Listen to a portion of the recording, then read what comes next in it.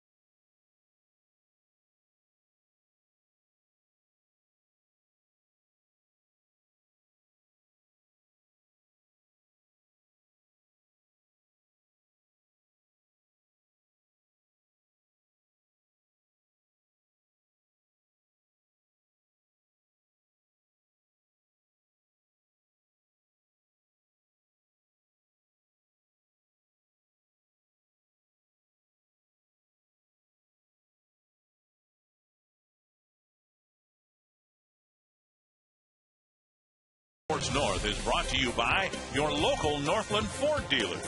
Visit your local Northland Ford dealer or go to northlandford.com. By Menards. Save big money on all your home improvement needs at Menards. And by GMC. We are professional grade. Today, the Minnesota Twins are going for the series split against the Chicago White Sox here at Target Field. I'm Robbie Mikowski, and I'm on level 2 here at Target Field, out in left field. Now, it's a chilly day today at the ballpark, and if you want a chance to escape the cold for just a couple moments, come on out here to Town Ball Tavern. It's a great atmosphere, and it's a great crowd on hand. There's good food, good drinks, and there's a little bit of everything. So if you want to get away for just a couple moments and escape, if you're ever here at a cold weather game at Target Field, come on out to Town Ball Tavern, have some food, have some drink, and have some fun. Carl Pavano takes to the mound. It's the Twins and White Sox next on Fox Sports North.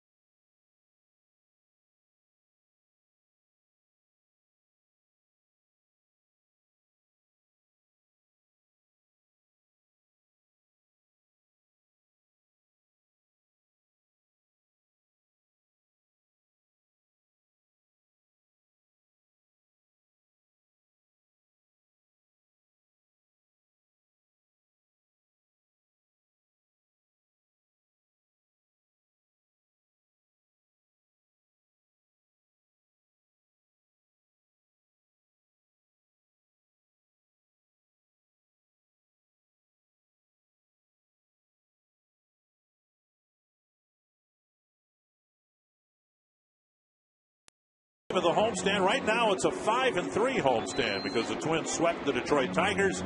They split the 4 games with the Orioles, and unfortunately best they can do against the White Sox in this 2-game series is gain a split with a win here today. Well, Jim Thome, the designated hitter, having some fun with manager Ron Gardenhire. There's the starter Carl Pavano. Hopefully he is on today, and the Twins get him some early run support. He would like that. Early, middle, late, just some run support. Twins haven't been able to provide that for Pavano, who's been outstanding. Really one bad start, that's it. The rest have been very, very strong. Well, he knows what he needs to do. You know, always look at it when I didn't get run support. Go out and pitch a shutout, hope for a tie. What the heck? Menard's batting order for the Chicago White Sox. Got a bunch of 2-out hits last night, which is unlike them so far this year. Juan Pierre, the leadoff hitter. A.J. Pierzynski got one of those big hits last night.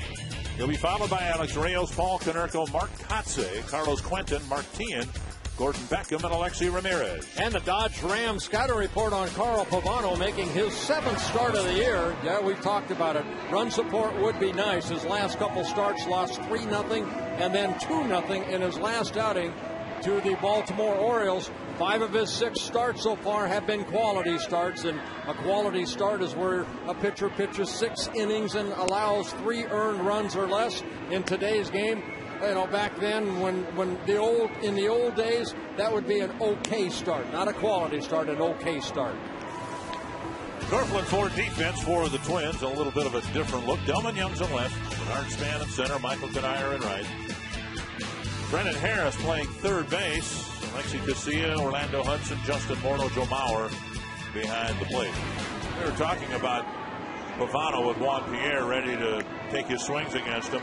And the one bad start, but even in that start, he was off to a real good start. And then someone, I think it was me, opened their big mouth and talked about how well he was pitching, and he had the same type of inning Kevin Slowey had last night in the fifth. Well, we always talk about relievers, after they have a start where, they maybe have a blown save opportunity, like Bobby Jenks on Sunday. He came out last night, picked up the save for the Chicago White Sox. As starters, throughout a season, you're going to have 30, 35 starts. There's going to be 3 or 4 times you're going to struggle. There's going to be 3 or 4 times you're going to have great stuff. It's the other 20, 25 starts that make or break your season. Cool, some would say cold, cloudy, but we are ready to play baseball, and today's broadcast is on AFN, the American Forces Network, broadcasting to the U.S. Armed Forces serving in 175 countries and aboard ships at sea. They're watching around the world, and we welcome all of you to today's game from Target Field. Strike one to Juan Pierre. God bless all of you, and thank you for serving and protecting our country. Pavano, quick worker, a high percentage strike thrower. And he misses. No, he doesn't. 0-2. That pitch looked inside, and I think Pierre thought it was inside. But it's 0-2. Well, Larry Vanover behind the plate, and Pavano, he likes that ball's over the plate right there. Good pitch. Guy you want to keep off the bases. 3 hits in last night's ball game, and there he goes again. He did that last night on an 0-2 pitch. He dumped a single into center field, and the Twins pitched around that. In fact, they doubled Pierre off the bases with a ground ball later on, but another 0-2 base hit. Well, he's just a slap-type hitter. Now 33 hits. He got his first extra base hit, a double in last night's win over the Twins. But right here, just kind of making contact and taking that ball right back up the middle. Here's Pierzynski. White Sox remarkably got 6 consecutive 2-out hits when they scored all 5 of their runs in the 5th last night. Pierzynski's a big one. Pierre goes on the first pitch, and Mauer's throw is past the shortstop, backed up by Hudson, and Pierre quickly is standing at second base. Well, stolen base number 16 on the year for Juan Pierre in 20 attempts. Got a great jump right here. And clubs do run against Carl Pavano. That is 5 stolen bases in 6 attempts. Pavano, not known as a pitcher who will hold runners on well, and then takes him a long time to break from the stretch and deliver the ball to the plate. So Pierre's at second. Ball 1 to Pierzynski. High pop-up. And there's Pierzynski's bat flip.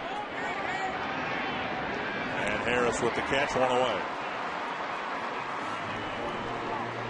Well, you look at the Chicago White Sox record, 14-19, and I think we saw it off of Kevin Slowey earlier in the ballgame.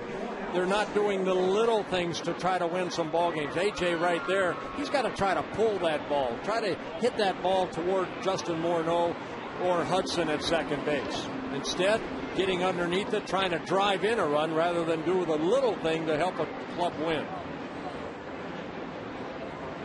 And now, after a brief meeting on the mound, Mauer returns behind the plate. Hudson to second base. I think that meeting was, for Hudson, I'm going to try to keep Pierre close to second because he will try to steal third. And the hitter's Alex Rios, worthy of some focus.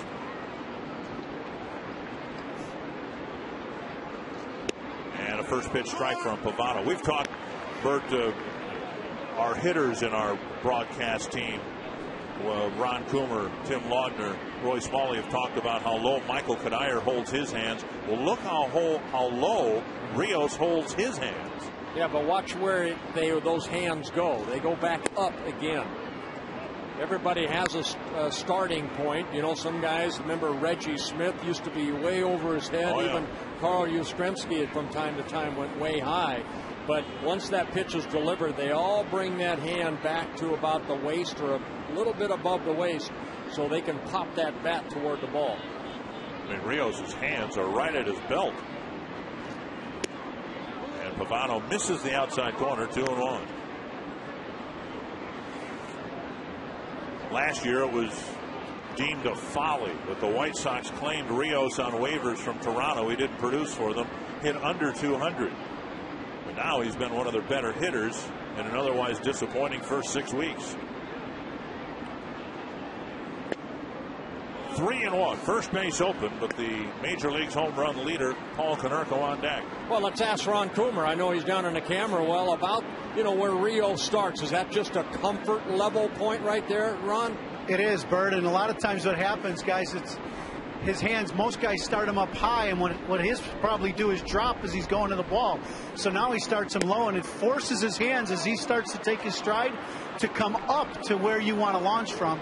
And that's what you're seeing from Rios. That's why he dropped them, so he doesn't lower them anymore. So they'll come up as he's ready to swing. Well, a rare walk right there for Carl Pavano, who came into the ballgame just walking 6, as you see where his hands start. And then once the pitch is delivered, he kind of brings it back up into that, cock zone, I guess, Ron Coomer, ready to, throw that barrel of the bat at the ball. Yeah, you remember back in the day, Bobby Bonds held his hands real low, and you said Reggie Smith real high, and some guys have held them real high. But everybody wants to get somewhere around between their shoulder and their ear for where they're going to fire from. So whether you start them low or high, they got to get to that point. Pavano didn't seem too intent on pitching to Rios. But you know what? Not a bad move right there by Pavano. Just letting Pierre know that he does have that move. Pavano kind of got that knee up, the left knee, and then kind of spun around to try to keep Pierre close to second. Pavano hoping to get a first inning ground ball and get a double play that like Kevin Slowey did last night in the first inning. There goes Pierre to third, Rios to second, the throw to second. And another ball that gets away from either Hudson or it hit the runner, and a run will score. A throw sailing on Mauer, as the first throw did a few moments ago, and the White Sox take a 1-0 lead. Yeah, the play was right on. The play was let Pierre go to third. We're going to get that trail runner because Rios doesn't know exactly when to go, but Pierre got a pretty good jump, as Rios does right here. You can see he's a little late going, but the throw up the line, and it ends up hitting Rios in the back and deflects towards second base. And Pierre scores the first run. A double steal and an error on Mauer to allow Pierre to come in from third base, and it's 1-0 Chicago. We saw teams do this last year against Pavano, and the White Sox right away getting some speed on the bases, and they have 3 steals in the first inning. Yeah, we talked about it in the open. It's a different Chicago White Sox type of offense, and that's what Ozzie Guillen's been trying to get here for the last couple of years. 1-1 to Konerko, who has not had much luck against Pavano, just a couple of hits in 16 at bats.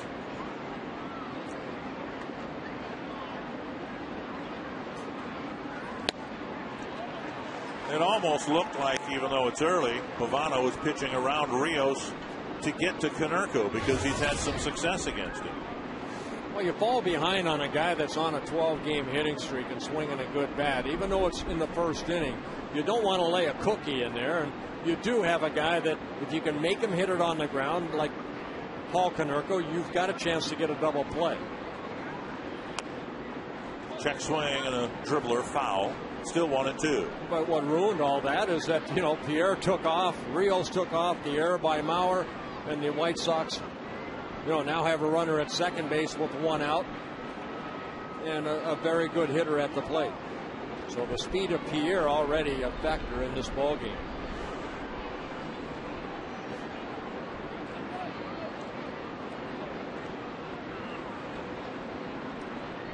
One and 2 to Konerko. Drilled to left field, but foul. Konerko never left the batter's box. Dick, there aren't that many teams that can do what Juan Pierre does. I mean, you think of Carl Crawford, with Tampa Bay. Right.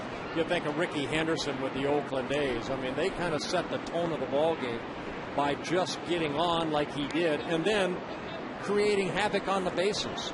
Well, the White Sox won the World Series in 2005. They had a guy like that, Scott Podsednik. It seemed like every time you looked up when the White Sox were playing, they had a run or two in the first inning, and Podsednik was a big reason why. He'd get on and do exactly what Pierre did here. Konerko with a base hit up the middle. Rios will wheel around third, and it's 2-0 Chicago. Well, a breaking ball, a flat breaking ball right there to Konerko, and he took it right back up the middle behind the back of Pavano. So Konerko picking up his 28th RBI of the year. And it's a 2-0 early lead. You see the breaking ball right there, right behind the back of Pavano in the center field. And now Mark Kotze. Kotze trying to recover from a miserable start.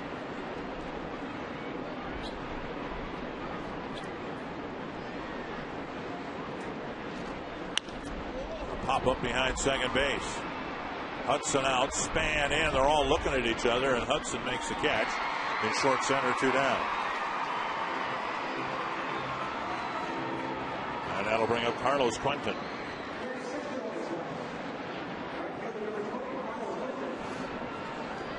Well, Quentin was supposed to get the day off today, but Andrew Jones came in and reported a stiff neck. So Quentin, who Ozzie Guillen has wanted to give some time off, ends up having to play here this afternoon. 0 for 4 with strikeouts his last 3 times up last night. And a strike on the outside corner.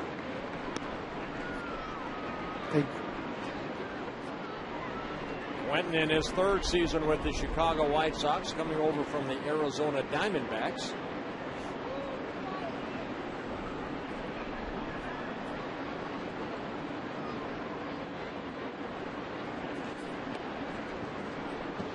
And Konerko at first base, not a threat to steal.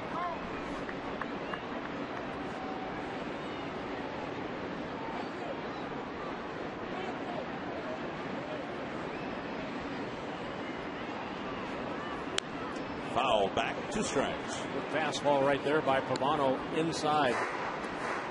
Pavano, a pitcher that will pitch both corners of the plate. He'll go up and in, and then he'll go down and away. He'll change speeds. He'll mix in a slider and then that Bosch changeup, trying to keep the hitter off balance.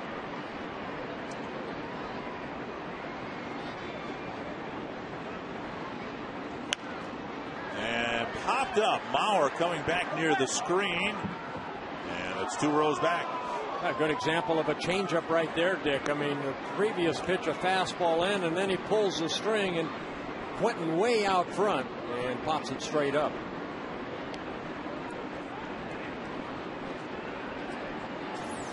Take a look at this pitch right here. Just takes something off the ball, and Quentin way out front. And Howard just runs out of room.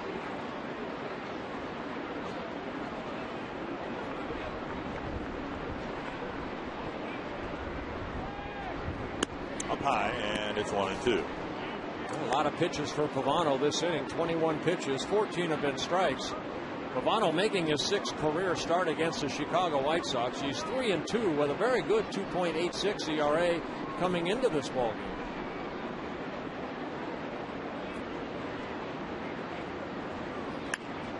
Came inside, Quentin pulled it foul. Still 1-2.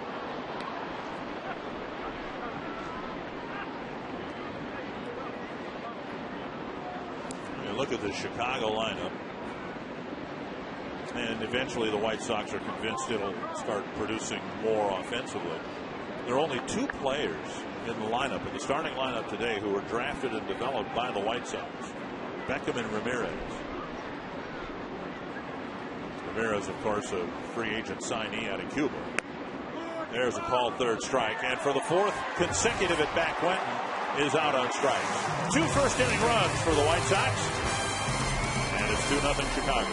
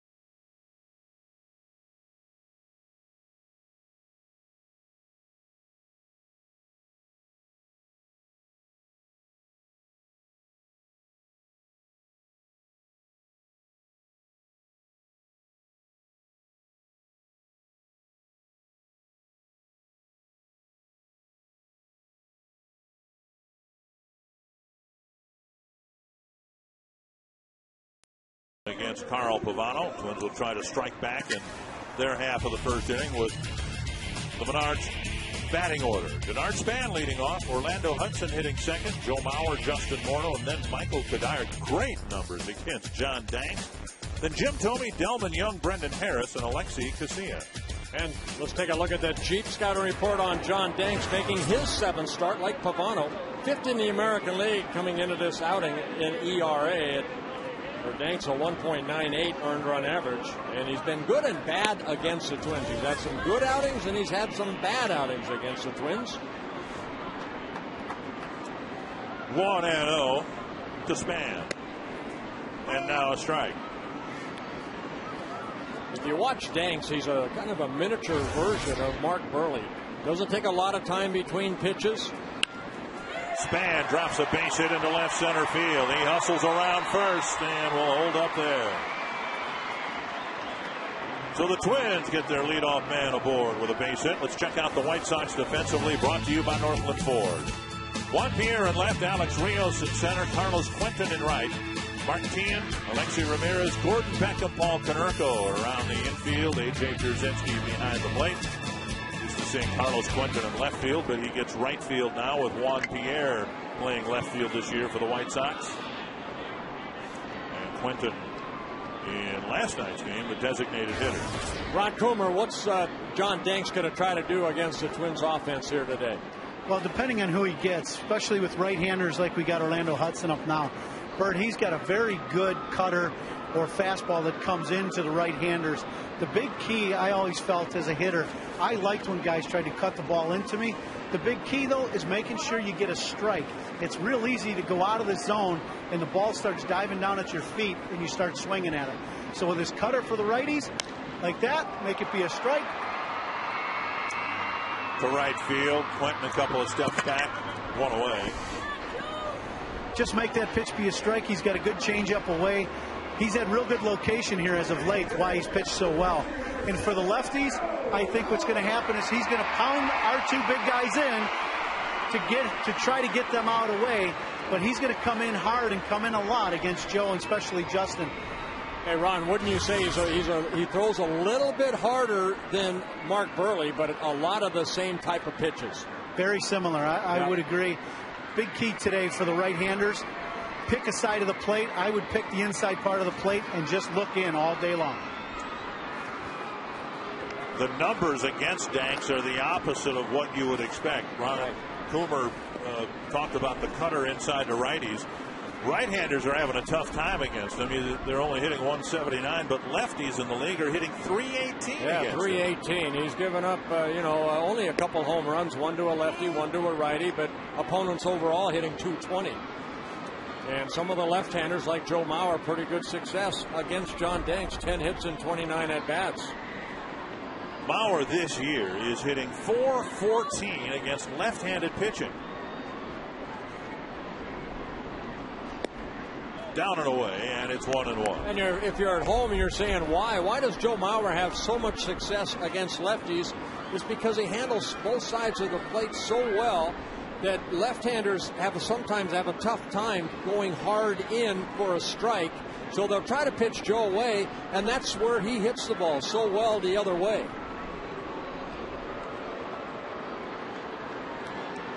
Only two batters in the league are hitting better against left-handed pitching than Mauer. Vladimir Guerrero and Victor Martinez, a switch hitter. And then there's a left-handed batter who's hitting over 400 against lefties. Back to Danks. And a 1-6-3 double play. So Danks gets a double play off the bat of Mauer, and it's still 2-0 Chicago.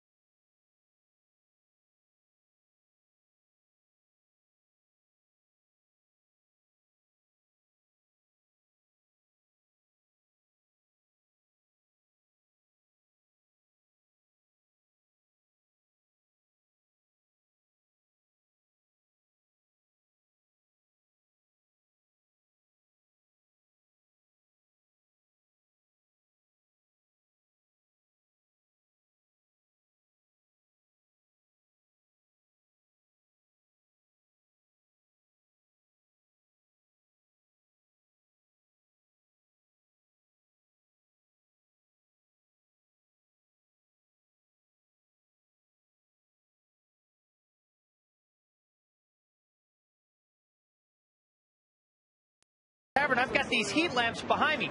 This is how the fans keep warm during the ball game. But do you ever wonder, what do the players do to keep warm during the game under their uniforms? They have a lot of different things. So the Twins, they have these turtlenecks that they wear. They're actually about twice as thick as the standard turtleneck. They wear some leg warmers that they can put on under their pants. There's also a hat, which they refer to in the clubhouse as the Elmer Fudd hat. And you look at the Michael Kadire, he's a guy that wears that batting practice gloves and normal batting gloves that are twice as thick as you would normally see. So the Twins go through a little bit of precaution to make sure they stay warm on a cold day like today. They can't hide behind a window and wear a thick coat like you, Dick and Bert. Hey. I'm not hiding behind a window. I am. 1 strike to Martin. Well, the temperature's in the 40s, not the 20s or 30s. I've got a nice wool Twins jacket on. And I have a nice window exposed to the elements. It's not as much as the cold, it's the wind. Right. I'm just trying to stay away from the wind. Anthony's a strike, and it's 1-2. Well, Pavano needs to come back and have a better inning. 23 pitches in that first inning. 3 stolen bases. See Martin off to a slow start. Bounce to first to Hopper for Morneau, and he'll beat T into the bag. 1 down. You can ask a question online at carsoup.com/baseball.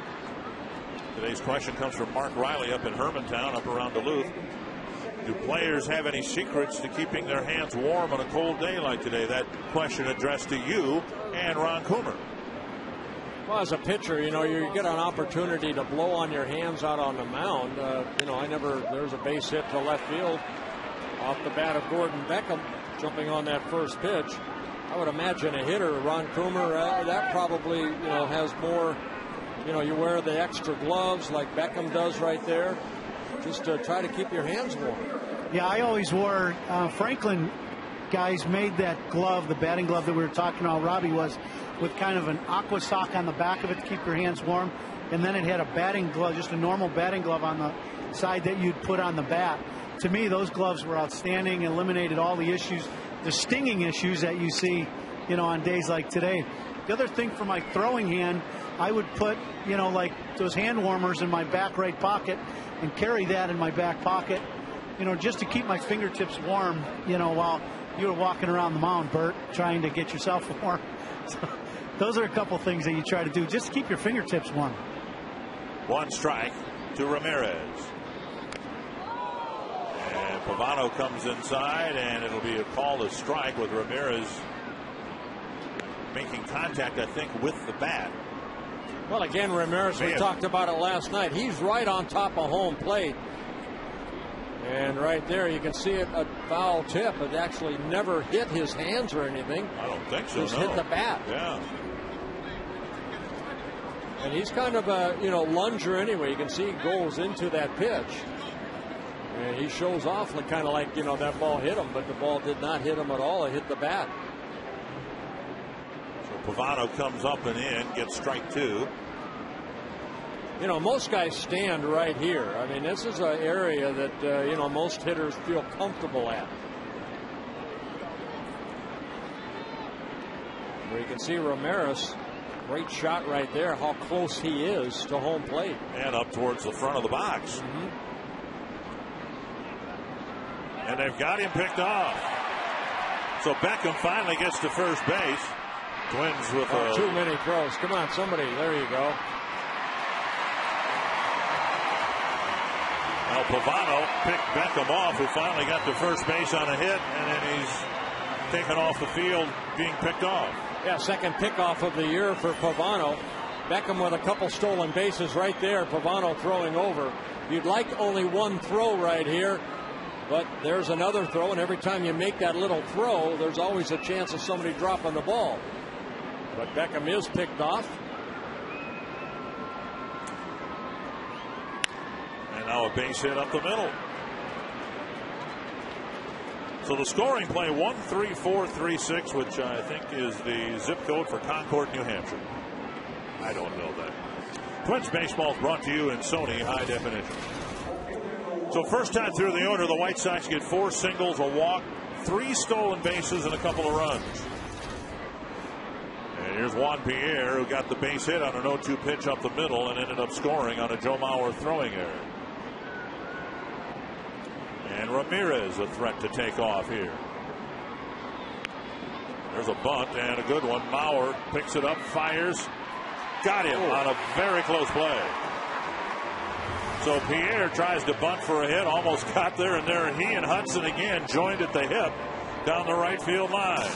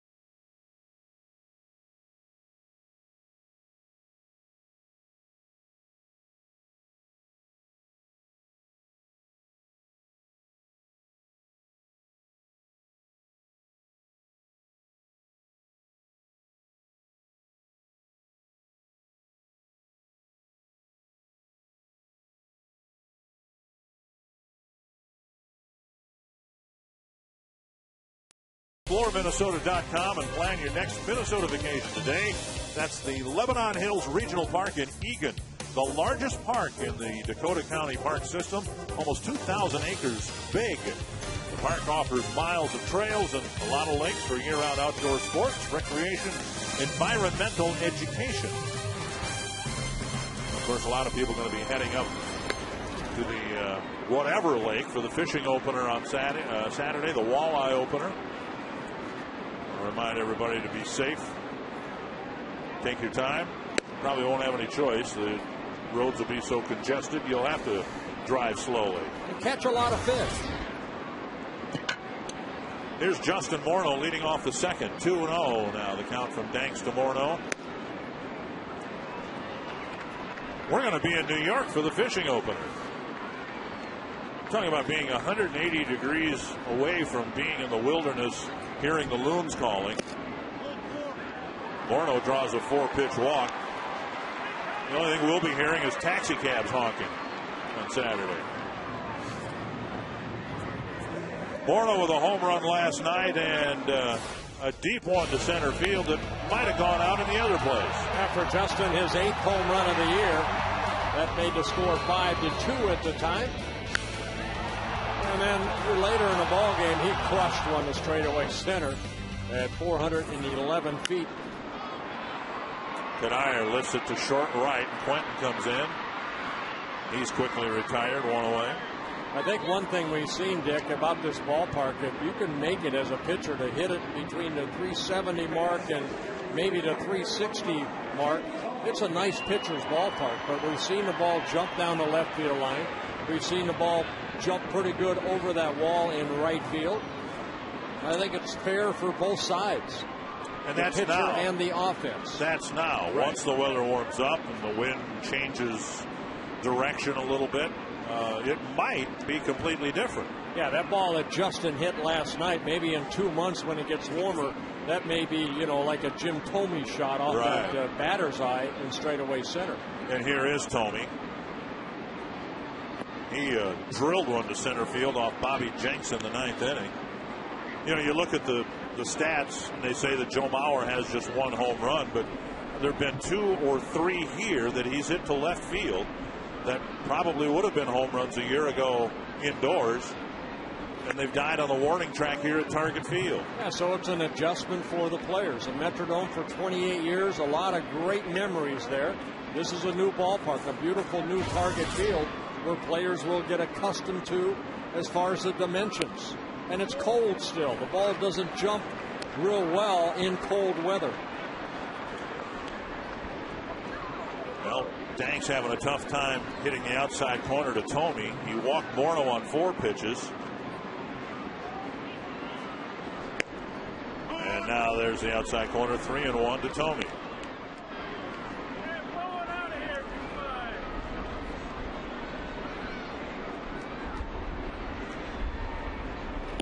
Big swing and a miss, 3-2. I'm just looking at the stats right here. Jim Thome has never faced John Danks. This is the first time. That surprises me. Well, Danks, new to the team. He was a teammate of Thome's. And he gets him 2 away. Got that little cutter outer half of the plate, and Thome, his first strikeout victim. Watch Danks right here working the outer half of the plate on top of that ball very nicely with that cutter. And Thome swinging at a ball just outer half of the plate. For the second straight year, Major League Baseball and People Magazine have teamed up to identify everyday All-Stars and salute their efforts during the Midsummer Classic. Here's Young down into the left field corner. Morneau around second on his way to third, and he'll be held there. And Young lashes a double into the left field corner, and the Twins get the tying run in scoring position. Well, we all know Delmon Young. He's not up there to draw a walk. He is up there to swing the bat. And if that ball is near somewhere that he likes, that ball down and in. And good piece of hitting right there by Young, hitting that ball into that left field corner. Young with his 8th double of the year. Let's see if Brendan Harris can pick up a couple RBIs right here to tie the game. And again, the White Sox did all their damage in that 5-run 5th inning with 2 out hitting. Twins need 1 here to get the game tied up. Harris getting the start at third base because Nick Punto's not had any luck at all against John Danks, just 2 for 21. Punto's played so well defensively, and he's been swinging the bat well, but Ron Gardenhire looking at the numbers and deciding to go with Harris at third this afternoon. Yeah, Harris 9 hits and 30 at-bats against John Danks.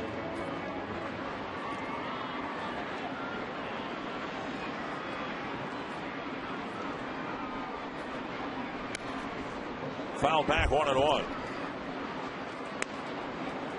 Ron Coomer, Danks just that pitch to Young, not a bad pitch, but a guy that, to me, likes to work inside. But then his big key is that little changeup down and away. It is a key so far in the ballgame from watching from the side and on the monitor. He's been able to throw the ball to the inside or outside to lefties, but inside to righties has been the only side of the plate he's had any kind of command on. So to me, righties just need to look in and just look to pull. Yeah, that's that changeup right there. He tries to turn over down and away. That one he just kind of tried to overthrow when the ball was up. That's a very important pitch for any pitcher, because if you throw hard like Danks does, you need an off-speed pitch, and usually it's that little screwball type of changeup. 2-1 to Harris. And now 2-2. A couple starts ago, Danks pitched against the Yankees, and we know the Yankees like to take pitches, work the count, and all that. But he completed 5 innings and threw 118 pitches. And the Twins so far in this game have been unable to run up his pitch count. He's only thrown 23 pitches. Yeah, only 7 pitches in the first inning. Around the shoulder, and it's a full count with Casilla on deck. Well, again, his big thing is pitching hard in like he did right there, and then changing speeds with that little screwball down and away. See what he gives Harris here with the number 9 hitter due up next. High fastball gets him. And so the Twins get a leadoff walk and a double. Still can't break the ice against John Danks.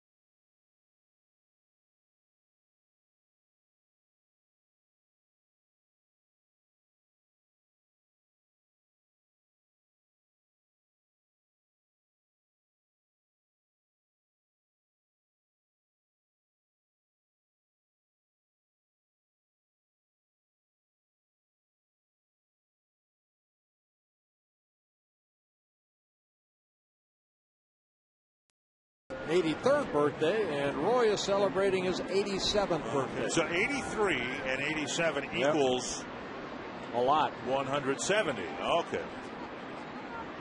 And their birthdays are one day apart. And what they wanted to know is to see this is their first game at Target Field. So welcome and happy birthday to you. Pavano delivers strike one to A.J. Pierzynski, who popped up the first pitch to Brendan Harris in the first inning. White Sox got a couple of runs in the first. Now Pierzynski waves at strike two. Pierzynski, Rios, and Konerko to face Pavano here in the third.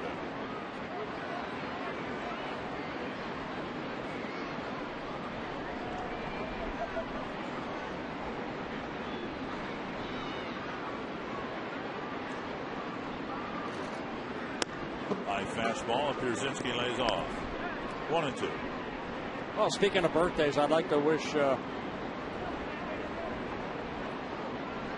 Veronica Fossner at Oak Hill Living Center in New Ulm happy 105th birthday. Her birthday was May 3rd. 105 years old on May 3rd. Wow. 2-2 to Pierzynski. And 329 more days until my birthday. Sharply hit. Second hop gobbled up by Hudson. One away.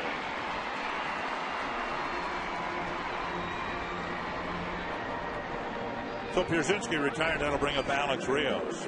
I want to pass along my best wishes to a guy that I played against in high school, Bill Solisker up in Crosby Ironton. Not feeling particularly well, and longtime Twins fan, and Bill, one of the more innovative basketball coaches in Crosby Ironton. When I played against him in high school, here's a check swing dribbler to first.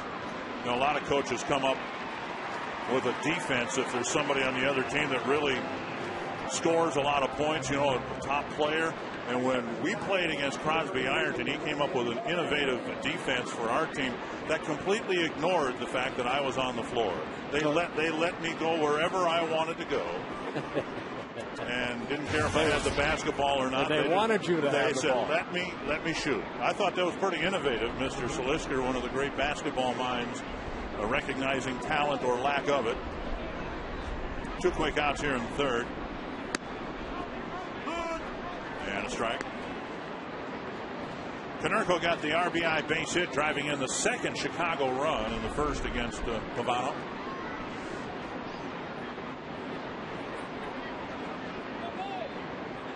He's going to rocket over the back of Pavano into center field.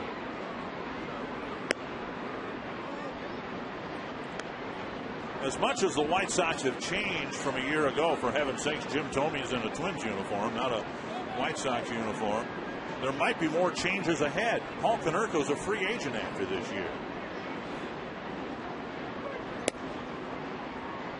And Konerko picking a good year, perhaps, to be having a career year in the power department. Well, a guy that, you know, is good for 20-plus years, year after year. This is his 12th season with the Chicago White Sox. Three-time All-Star for the White Sox. Konerko nearly steps into that pitch. 3-1. Konerko with 339 home runs in his career, a .277 hitter coming into this year.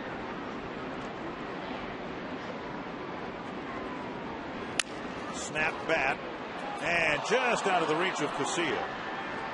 And Konerko's aboard with a 2-out single.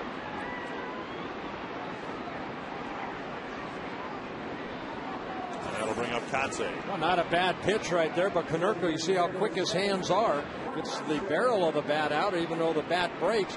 Could see a good effort. But Konerko picks up his second hit of the ball game. And for the White Sox, their fifth. Kotsay at a pop-up behind second base, caught by Hudson.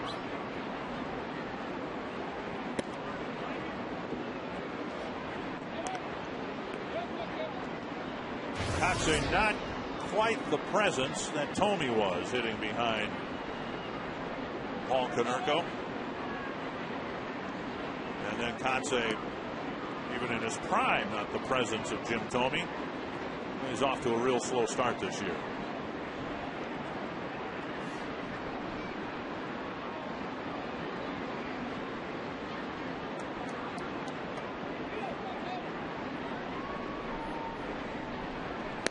Out in front, the one advantage Kotsay does bring to the White Sox, the ability to play in the field. He can play some in the outfield, can play some at first base.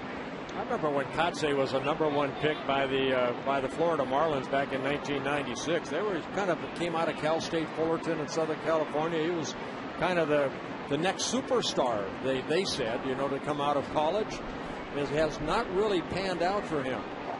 The White Sox are his 6th different organization to play for. Career .281 hitter, but not the player that everybody thought he was going to be when he was drafted #1 by the Marlins.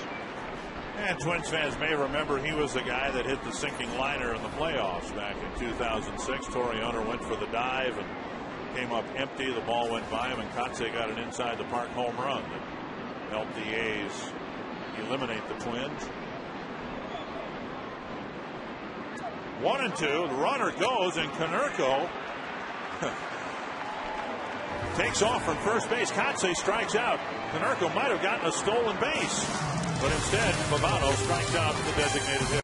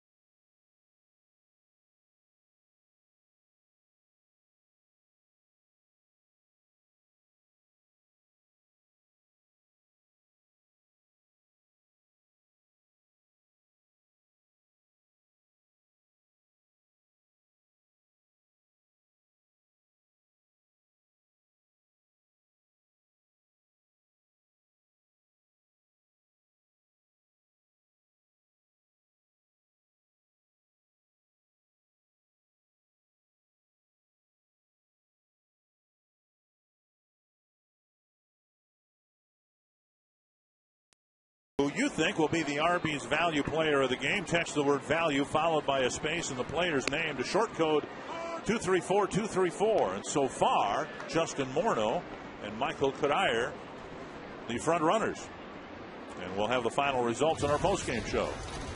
Casilla, the second pitch up the middle, and it skips into center field. So the Twins, for the 3rd inning in a row, get their leadoff man on. So Danks will go right back from the stretch.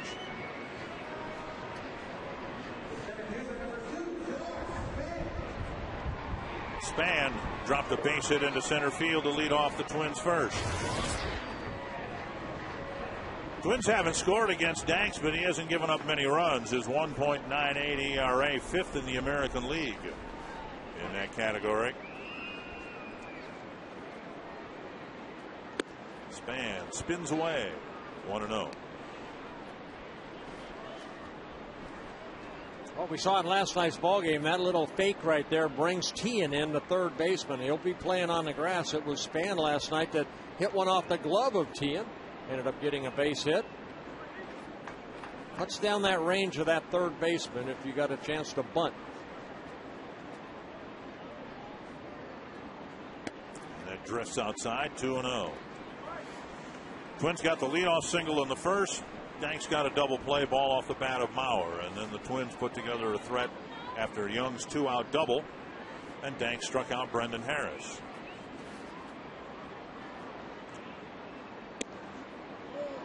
3-0.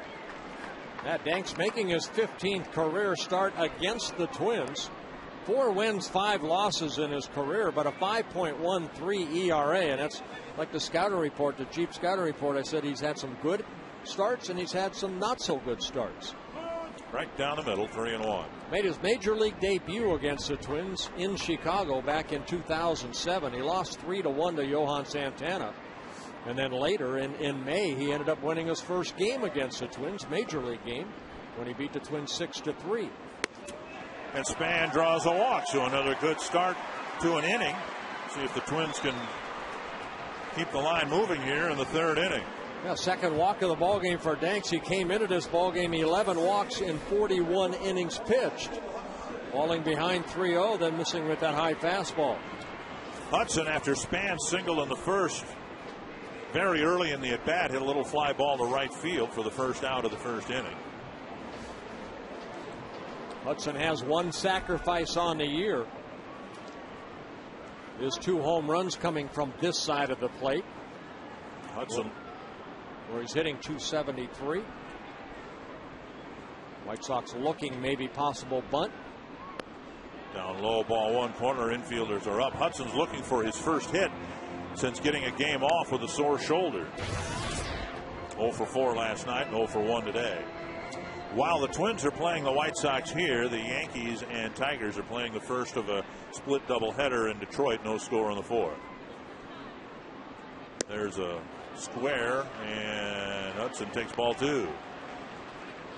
So Hudson looked as if he was going to bunt and took ball 2. Danks with 34 pitches in the ball game, 16 strikes, 18 balls. So he's having a tough time getting that ball over. There's a bunt towards Tian. Good bunt. And Tian over to Beckham, a sacrifice.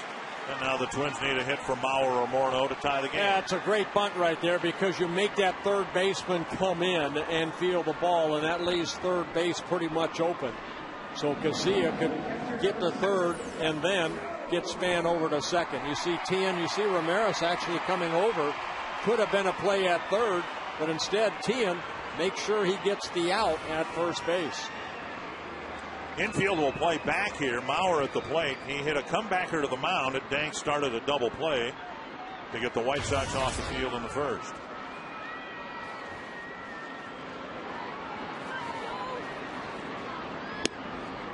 On the inside corner, a strike. Mauer with 3 hits and a strikeout in the ball game last night.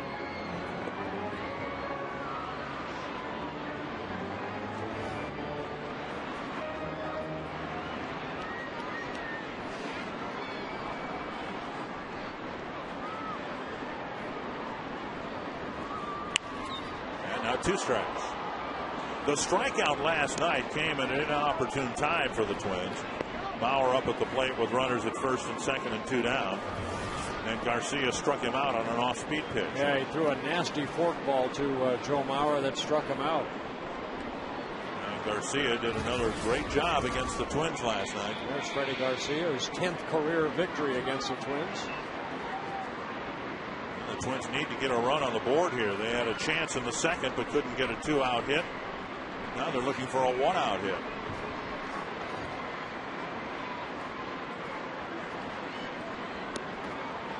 A.J. Pierzynski calling time.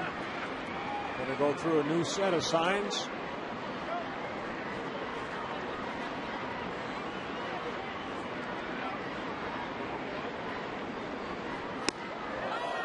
Just a little high. Almost too tall for Pierzynski to snag.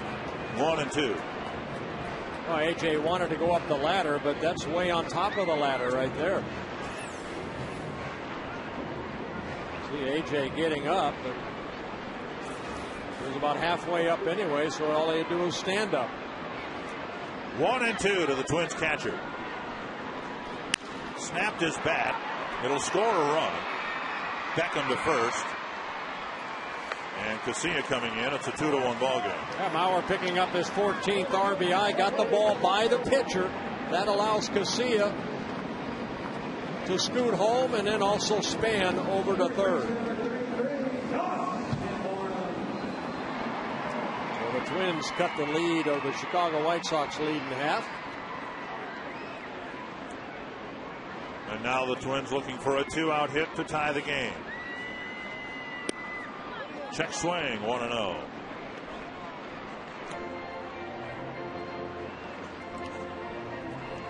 Morneau with the walk continues to lead the major leagues in on-base percentage. Getting on base nearly half the time. Blocked by Pierzynski, 2-0. In last night's game, Morneau hit the home run in his third at bat, hit the deep fly in his final at bat. Prior to that, in the first inning, White Sox didn't show any inclination to pitch to him at all with first base open, and then he lined a single in the fourth. And now here, again, it's 3-0. He walked on 4 pitches in the second. Now what you need, of course, if a team's going to pitch around a hitter like Morneau, you need the guy behind him to make him pay for that, and Cuddyer might have that chance. 3-1.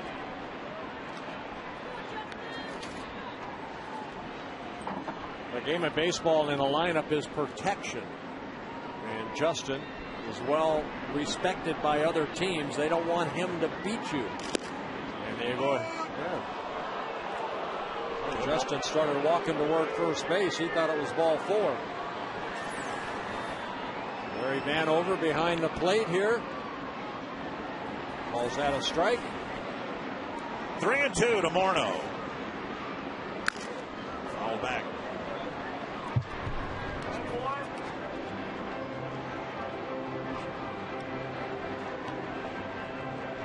Cuddyer, the on-deck hitter, hitting .500 against John Danks with 5 home runs. That's protection. Pounded up the line, foul.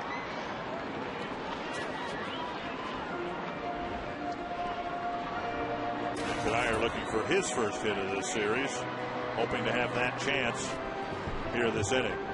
And now the pitch count for Danks is starting to come up a little bit. 46 pitches.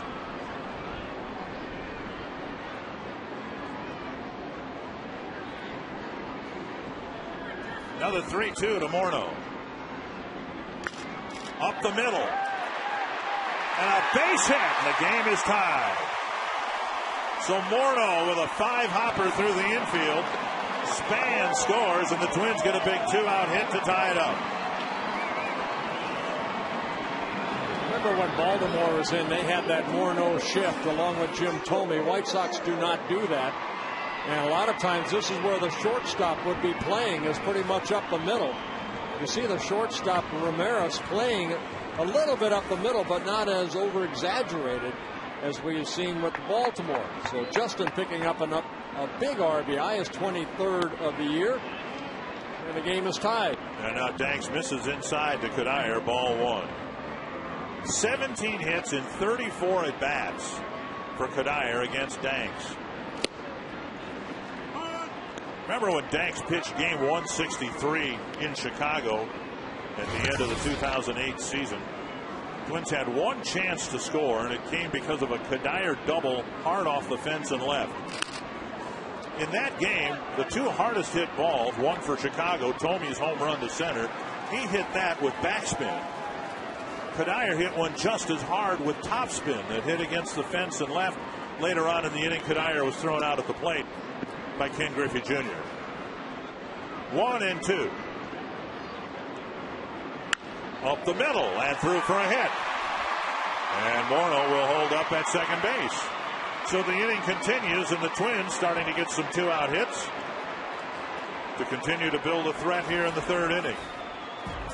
You can get a behind-the-scenes view of Target Field as public and private tours of this great new ballpark are now available. To find out ballpark tour dates and times, or to reserve a private tour for a larger group, just visit twinsbaseball.com or call 800-33-TWINS.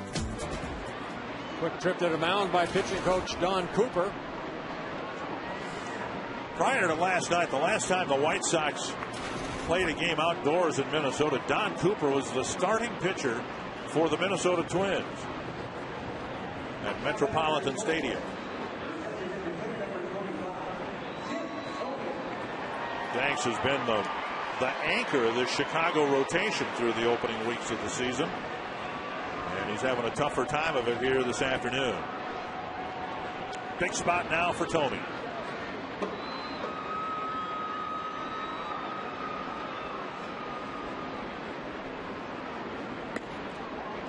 Ball one.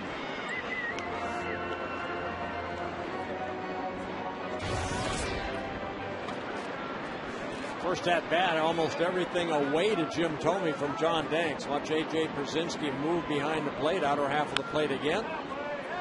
Thome fouls it off. Ended up striking out Jim Thome on a little cutter, outer half of the plate.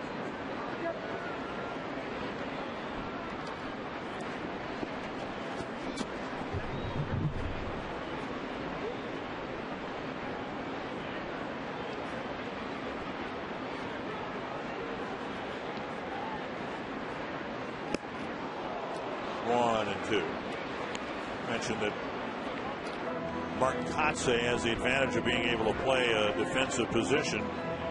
Thome does not and will not when the Twins have that road trip through 3 National League cities toward the end of June. Thome's not going to get many at bats. Checked his swing, or did he? Yep, 2-2. You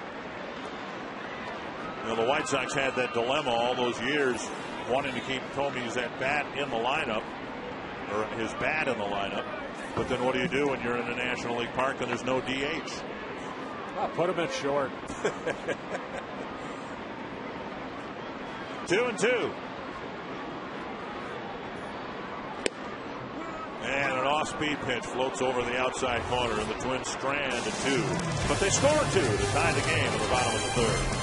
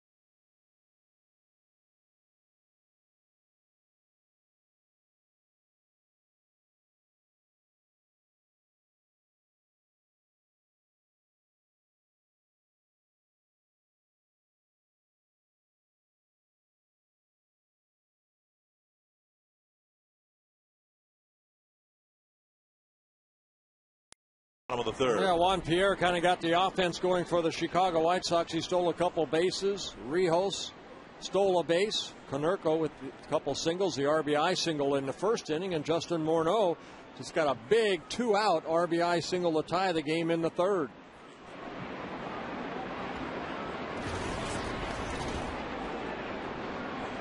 So Pavano has a couple runs in his behalf, something that he didn't have over his last 2 starts. Now it's a 0-0 ball game in his mind. But again, all these scoreboards here that say it's 2-2, how can he convince himself that it's a 0-0 ball game? Because it's a new game right here. It's a 6-inning game right now. Flip foul down. You break the game down that way. Quentin has struck out 4 straight times, and now Pavano gets ahead of him 0-2. See, the hits are even, the runs are even. Wait a minute. It's 2-0. I thought we scored. 1-2.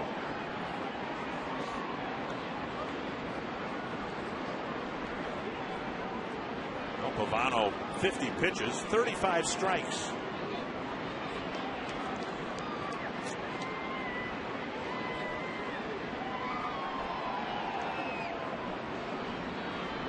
1-2 to Carlos Quentin. Tap foul. Quentin just barely got a piece of it.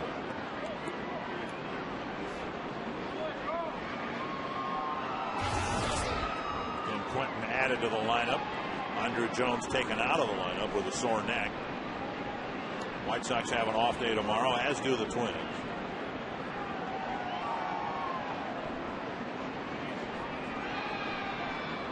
Another 1-2.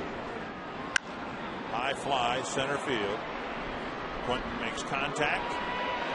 Span with the catch, one away. AT&T Trivia.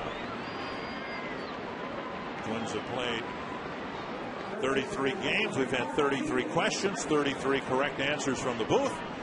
Who are the 3 active managers to win a World Series for a team they once played for? Ozzie Guillen's one of them. And that's all we need. That's all we need.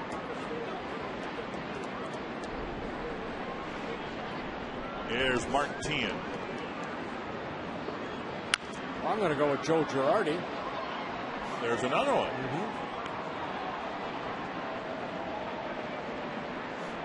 Well, Ken Herbeck's in the booth. He's trying to help, saying Tom Kelly. It said active managers. Active managers. So you have to listen to the question.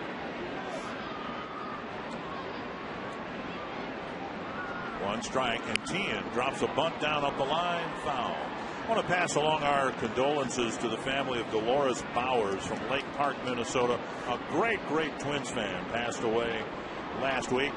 She would have celebrated her 81st birthday on Mother's Day. And to the family of Dolores Bowers, our thoughts are with you, and sorry that we lost one of our greatest Twins fans.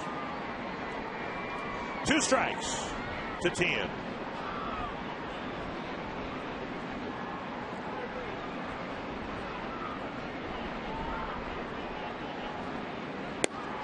Just off the inside corner, 1-2. Trying to think of the third. Would it be Cito Gaston? I don't think he ever played for Toronto, though.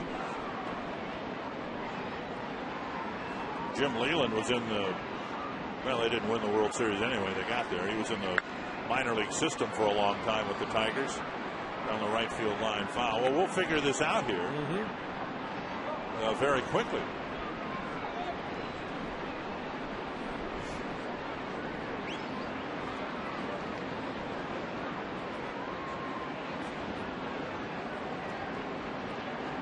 I think we'll do it very quickly. 1-2 to Tien. Little dribbler up the line. Pavano covers the bag. Morneau flips out number 2.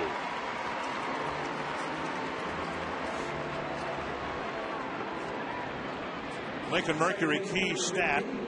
And the Twins actually dropping behind the Mariners in the team ERA stat because of what Cliff Lee did for the Mariners last night. Well, the Twins still third in the American League with a 3.56 combined ERA. Tampa Bay continues to play very well, 23-10 on the year.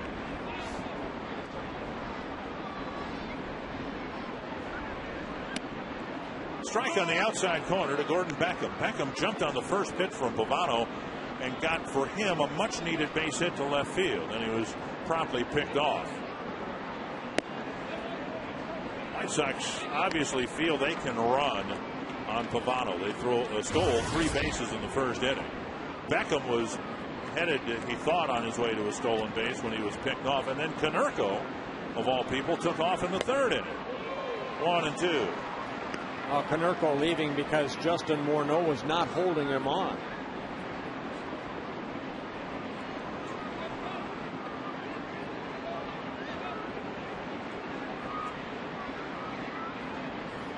Foul back, still 1-2.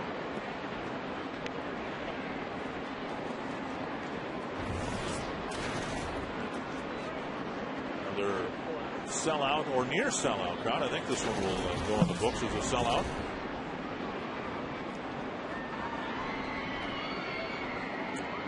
One and 2 to Beckham. High fly to right field. Kadire trots in. And Pavano has his first 1-2-3 inning.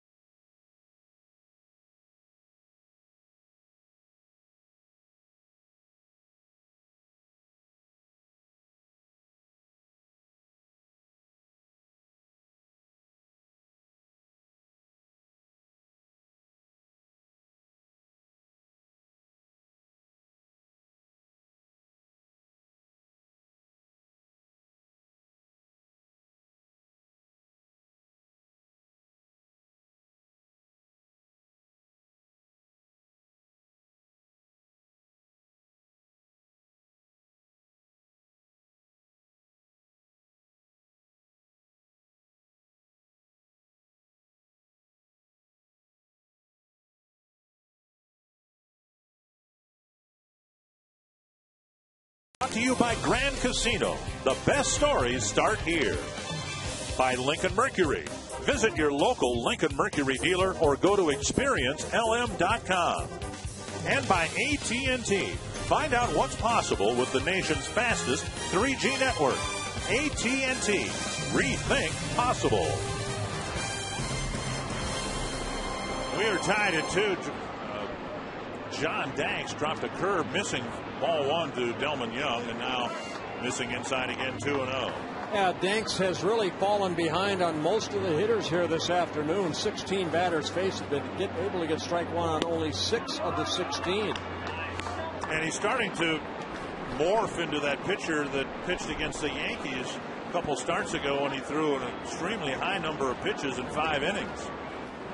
This will be just his 60th pitch, and he shaves the corner. It's 3-1. Twins have had the leadoff man on in every inning so far, twice with a hit, once with a walk. And Young shoots it into the right field corner again. He had a double down the left field line. Now he's got an extra base hit down the right field line. So the Twins get their 4th leadoff batter on base. Well, again, you get into that hitter's count. Danks on a 3-1 pitch. Just tries to go away, and good piece of hitting right there by Delman Young.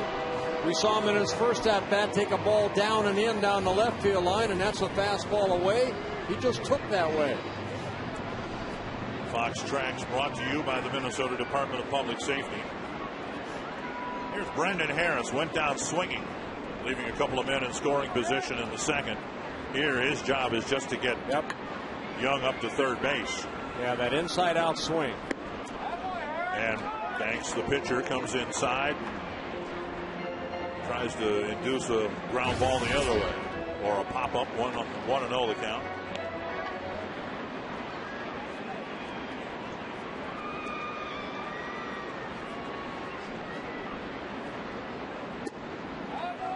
And now Pierzynski going to come back to the mound to talk with Danks, who fell behind Young 3-0. Now it's 2-0 to Harris. Ron Coomer, when you're up at the plate like that and you know what your job is to try to hit the ball the other way, but the guy keeps busting you inside, probably pretty difficult, isn't it?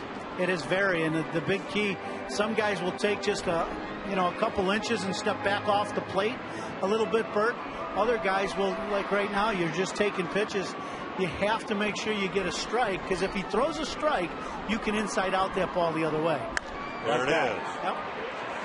Came over the plate with it, and Harris dropped it to the right side. A ground ball to Beckham, advancing Young to third. And that's what you want to do. That's good team play. We didn't see A.J. Pierzynski do that in the first inning with Pierre after he stole a base. He ended up popping it up. So many things here. It means that the infield now comes in for Casilla. Casilla singled leading off the third and scored the first run of the game for the Twins.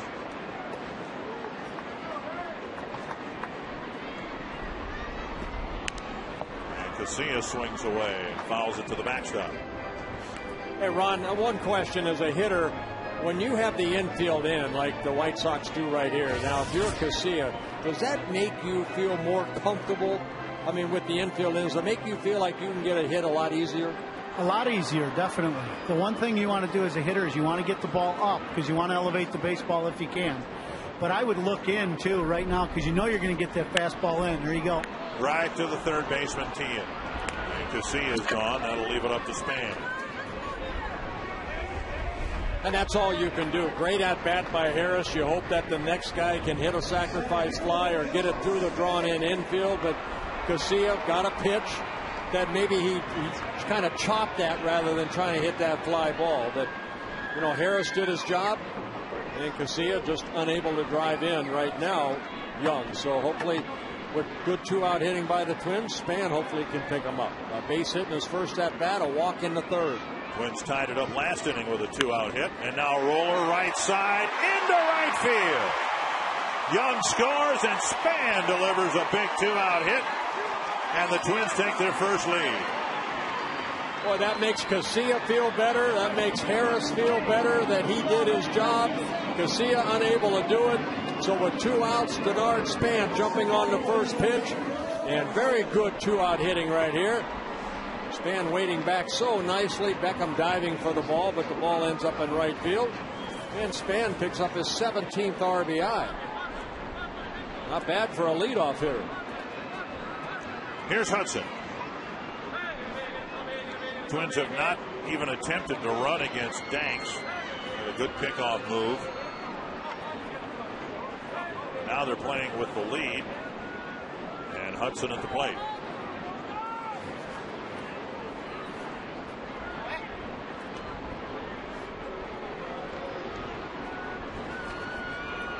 Twins out hitting the White Sox 7-5, and the last 2 runs have been produced with clutch 2-out hits.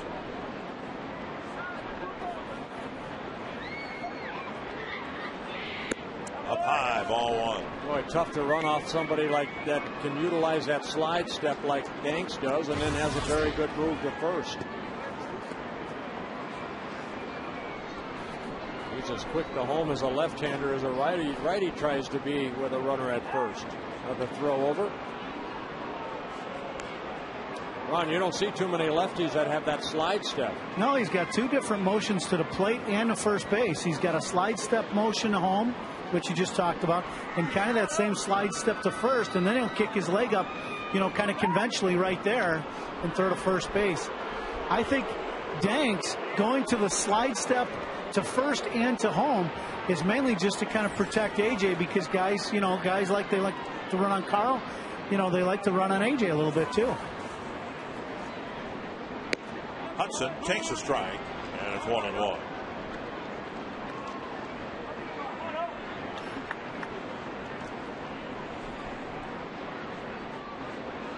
Pierzynski has thrown out 1 of 15 stolen base attempts. Down low, and it's 2-1. We talked about it last night. Against A.J. Pierzynski, the Twins have stolen 57 bases in 65 attempts overall.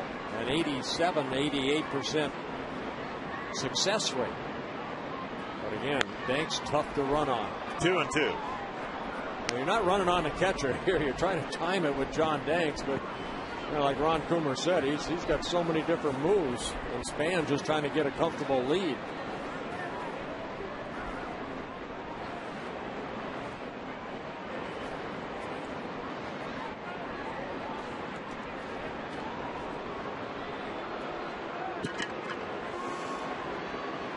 Span getting a good lead, and that's one of the things we've had to do here at Target Field with an all-dirt infield. It used to be if a player had 1 or maybe even a second foot out on the rug, you knew he had a good lead. Here we've just kind of got to measure it like we would have to do in a normal ballpark. Here's a fly to right, hit right at Quentin.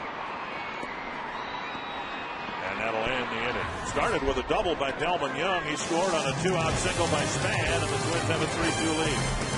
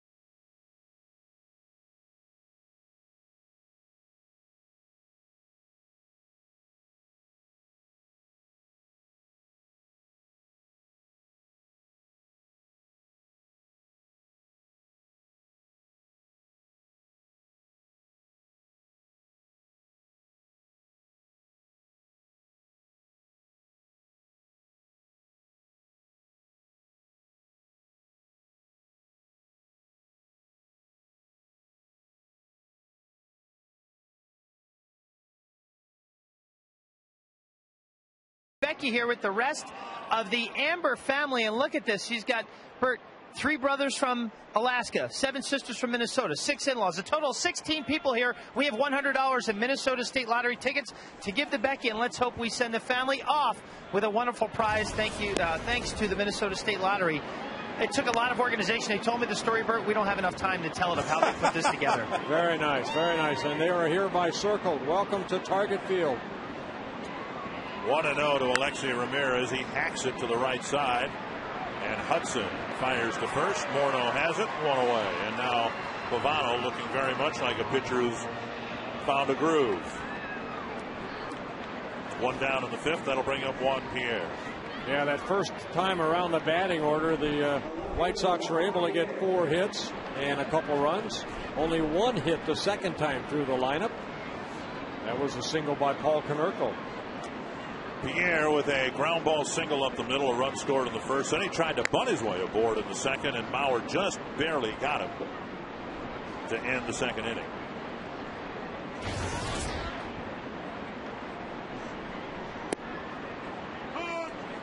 And now 1-1.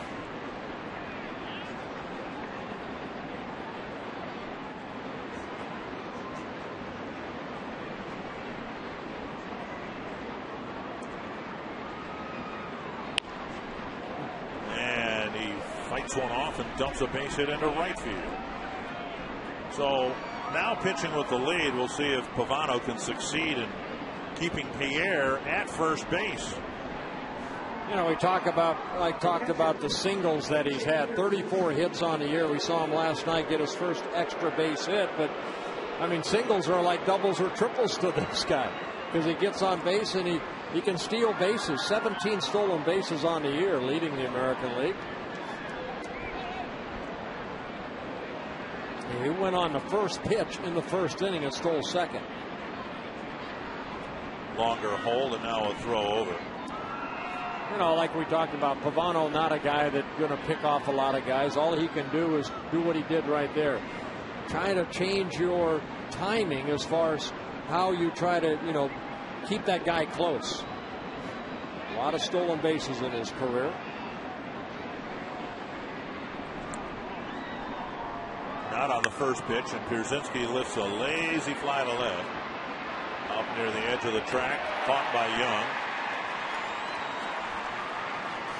2 down. Well, Pierre in the first inning, I said he jumped on that first pitch and got a base hit. And then here's the first pitch. Look at the jump he has right there. The throw bouncing, and Hudson, they're backing up, and then he takes off for third. They try to get Rios at second, but the ball ends up hitting Rios, and Pierre scores the first run of the ball game. Here's Rios, walked and scored in the first. Hit a ground ball to Morneau in the third.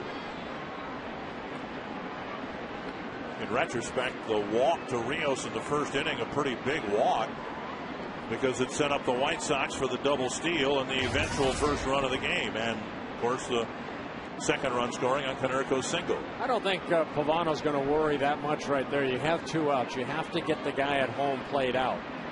Pierre can run all he wants, but you have to do exactly what he did right there. Get ahead in the count. Sometimes pitchers go out there and you worry more about that guy over your left shoulder than the guy at home plate.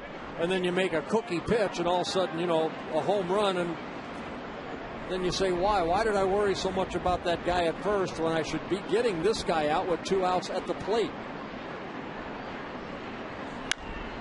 Flipped down the right field line, chased by Morneau, but it's back in the seats. I remember Ricky Henderson was that way. You know,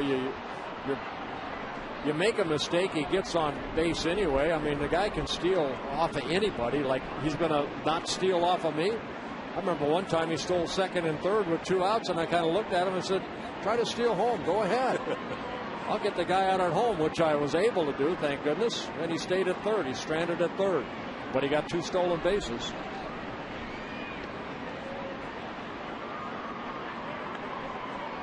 See if the White Sox send Pierre here with 2 strikes on Rios.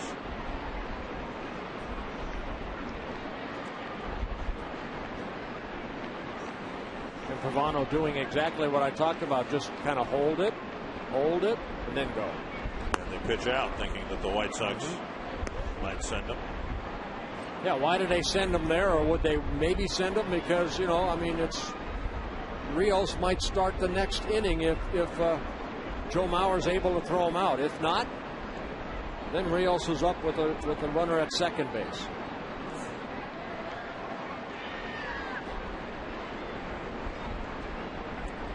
Hold it. A little longer. There he goes. Swing and a miss. Rios strikes out. Steal as many as you want. Go on to third if you like. And run out to left field right now.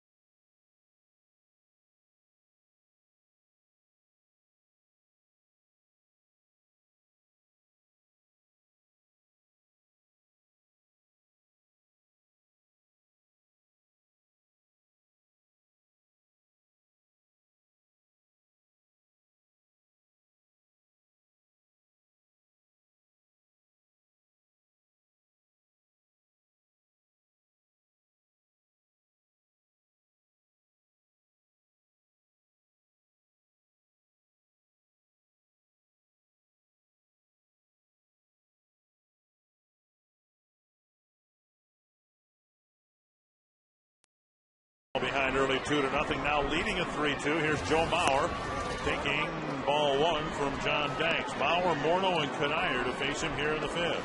Again, John Danks having a tough time getting strike one over the plate. 21 batters now, only 8 strike ones. Wow. Nearly hit Mauer there, and it did brush his jersey, and Mauer will go to first.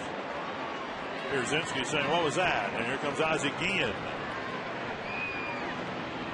Apparently, Larry Vanover saw or heard Mauer's jersey ruffle with the pitch. And so the leadoff man is on for the 5th straight inning. I think what Ozzie Guillen's asking, because of Joe Mauer's reaction to that, he kind of, you know, he didn't kind of go to first right away. Take a look at the pitch.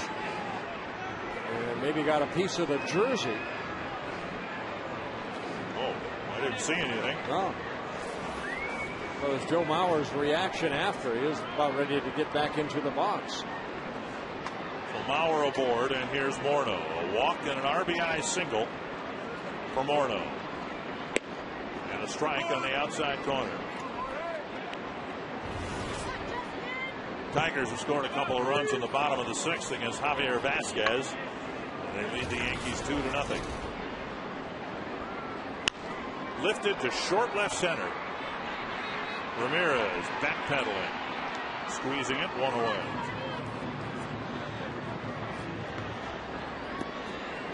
So Mauer reaching after being hit by a pitch. Morneau retired, and those two guys have a pretty big fan in the Chicago manager. It's unbelievable. You see Mauer, you know what I mean? It's easy when you're good, but these guys, like, you go to the plate, make everything nice and relaxed, swing the bat. That's professional hitter. Morneau yesterday, he took ball away, hit the ball to left field. You know what I mean? They give what they give you. That's it. That's all you have to do. I talked to them in the dugout. It's not because I'm kissing their butts. It's just like, you know, they go there and do hitters go out there and relax. So, without subtitles, Ozzie Guillen saying he's not trying to kiss their butts. He just has a great deal of admiration for their approach at the plate. Ozzie Guillen, I mean, he was a 16-year vet as far as a major league player for 16 years, a 3-time All-Star. He was the American League Rookie of the Year back in 1985. Won a Gold Glove playing short for the Chicago White Sox. Driven to deep left center field. And caught at the fence. A great catch by Rios. A fantastic catch by Alex Rios, taking a home run away from Michael Kadire. That's how hard it is to hit a home run here at Target Field. I'll tell you what, Kadire crushed this ball. He was in his home run trot. He knew that this ball was gone. But that area again, right there, Rios, good concentration, leaps up, glove over the fence, and brings back the ball. What a great catch, great time, and Kadire can't believe it. I crushed that ball. Joe Mauer was all around, way around second base. He had to retouch second and get back to first. Pierzynski with the block, ball one. Well, we've seen that, and it may change, but right now, as you said before, gap to gap, this is a very difficult ballpark to hit one out, and it's playing as much like the Safeco Field as any other field in baseball. Boy, Rios had to go a long way to get that ball, too, and he just kept tracking that ball, and leaped at the right time. Great catch. Little dribbler up the right side, and the shortstop Ramirez fires to first, and the Twins come up empty in the fifth thanks to a great play in center field by Alex Rios.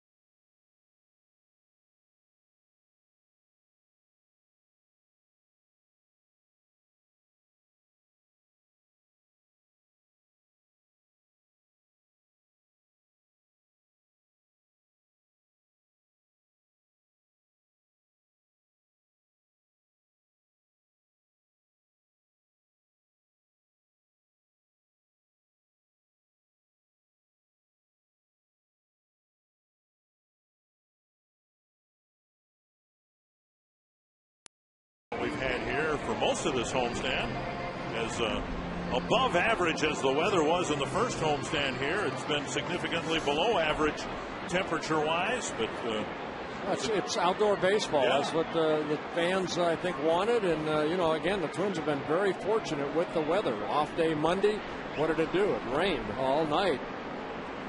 Off day tomorrow for the Twins. We'll fly to New York and open up that series Friday night. Paul Konerko to lead off the sixth against Carl Pavano. Konerko with a couple of hits against Pavano, equaling the number of hits he had against him prior to today's game. Pavano kind of had Konerko's number, just 2 hits and 16 at bats. And Konerko with a line drive base hit in the first, and then a broken bat base hit in the third.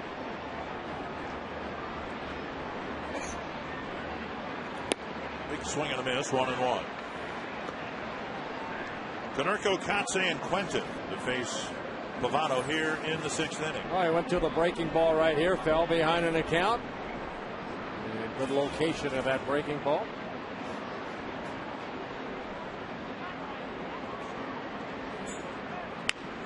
It's down the line, foul by a couple of feet. That might have cost Konerko another bat.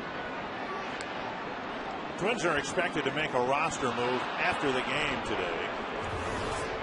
That Joe Mauer was able to come back from last night's first game behind the plate and catch again this afternoon would strongly suggest that one of the other catchers, probably Wilson Ramos, will be sent out. Yeah, again, Jose Majaras, the Twins would like to go on the road, I think, with 7 relievers out there rather than the 6 that they have been handed so far in this homestand. And a strikeout for Pavano, his 4th of the ball game. Lynx Fan Sunday is the home opener against the Washington Mystics. You can cheer on the return of former Golden Gopher Lindsay Whalen. She'll make her first appearance as a member of the Lynx. Stop by for the pregame party from 3:30 to 5:30 on Target Plaza. Enjoy music, games, prizes, and meet your favorite Lynx players to the left field corner foul. More information, visit foxsportsnorth.com. So a long strike off the bat of Kotze, who is 0 for 2. Boy, those are great seats where that guy almost caught that foul ball, right? I mean, you're as close as to Delman Young as you are to anybody. I like the ones, the comparable seats down the right field line. It's down on the side of the Twins dugout. And, Michael Cuddyer in this case will run by 18 times, 9 times out, 9 times back every day. And field level seat, just an awesome area down there.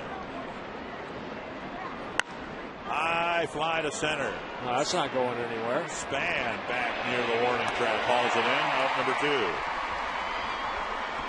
Well, now at what point can Pavano, any other pitcher, pitch to this ballpark and the difficulty there is in hitting the ball out through the middle of the field? Fastballs out over the plate, exactly what he did right there to Kotze. Fastballs away. Don't let him, you come in, he might be able to pull that ball over the right field wall.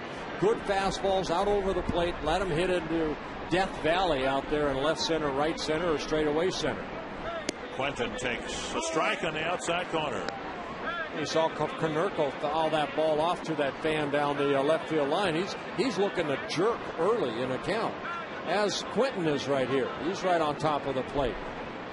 So if you go in off the plate, and then try to hit him, make him hit that ball outer half of the plate.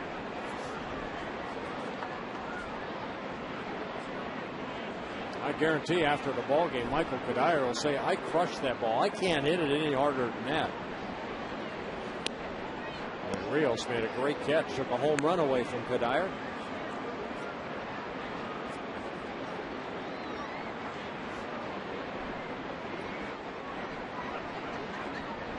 Two and 1.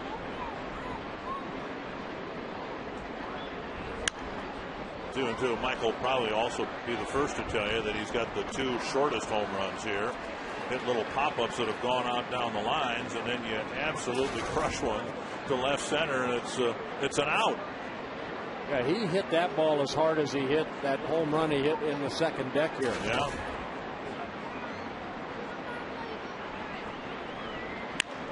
It's down the line, but Quentin watches it hook foul. Again, great seats right there. And you bring your glove and you get a souvenir. And for those of you who don't know, the Twins are using special baseballs here. So that fan who's got that keepsake, special stamping on the ball, marking it from the inaugural season at Target Field.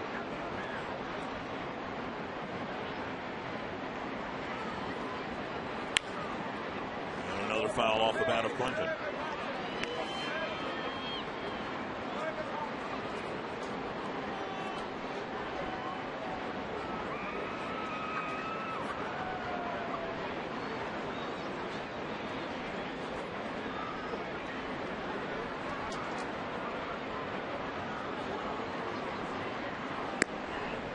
up and away. Orioles have the worst record in the league. See, this is a pitch I'm talking about right here. Good fastball. Outer half of the plate, just missing.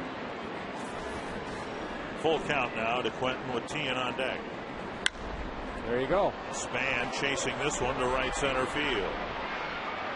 And he makes the catch right in front of the fence. Couple of deep flies to the deepest part of the park in a 1-2-3-6 for Pavano.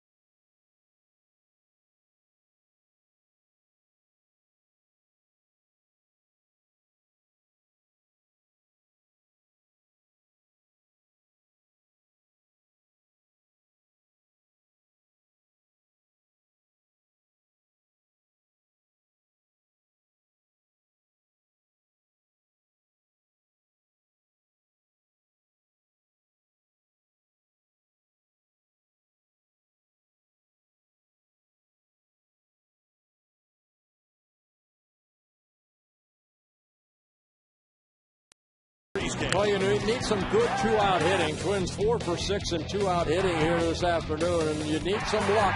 Sometimes that baseball I've mentioned before has eyes. A two-out hit right there by Span, just getting past Beckham, as you saw Justin Morneau earlier. Going to get that ball through the infield for an RBI single. The Frost Brewed Coors Light Freeze Can. Delvin Young swung at the first pitch, dribbled it foul, 1 strike. Young with a pair of doubles.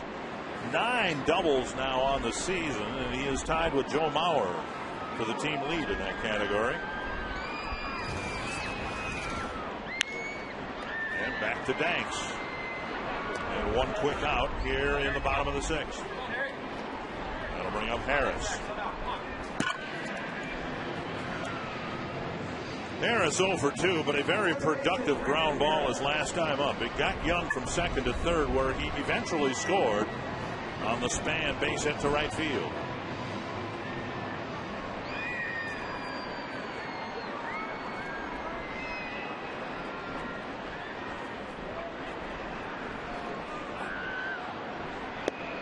Strike on the inside corner.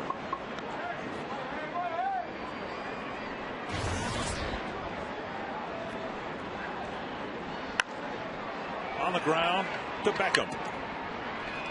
2 away. Danks has not had a 1-2-3 inning. In fact, this 6th inning is the first time the leadoff man has been retired. And that'll bring up Casilla.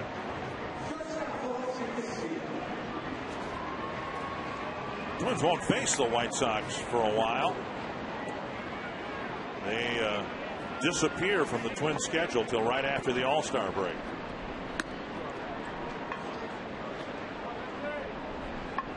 Come here for a 4-game series, which is why we're playing a 2-game series now. All evens out in the end. 1-1.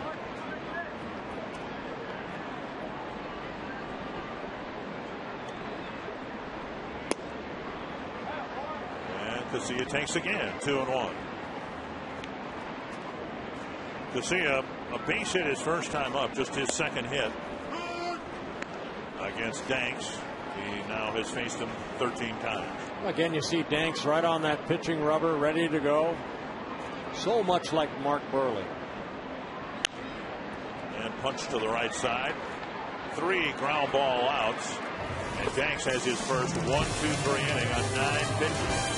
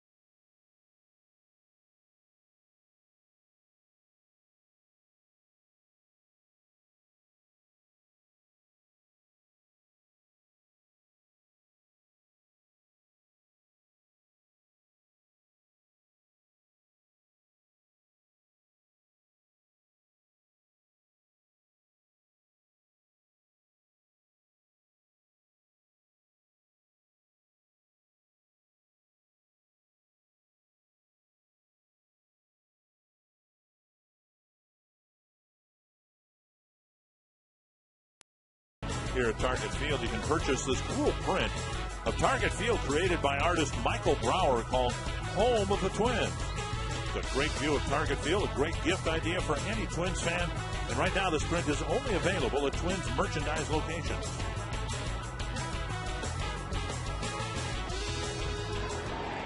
And here at Target Field, Carl Pavano pitching with a 1-run lead.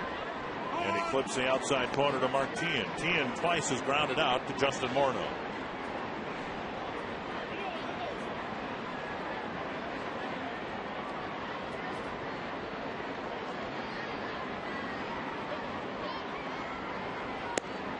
Strike 2.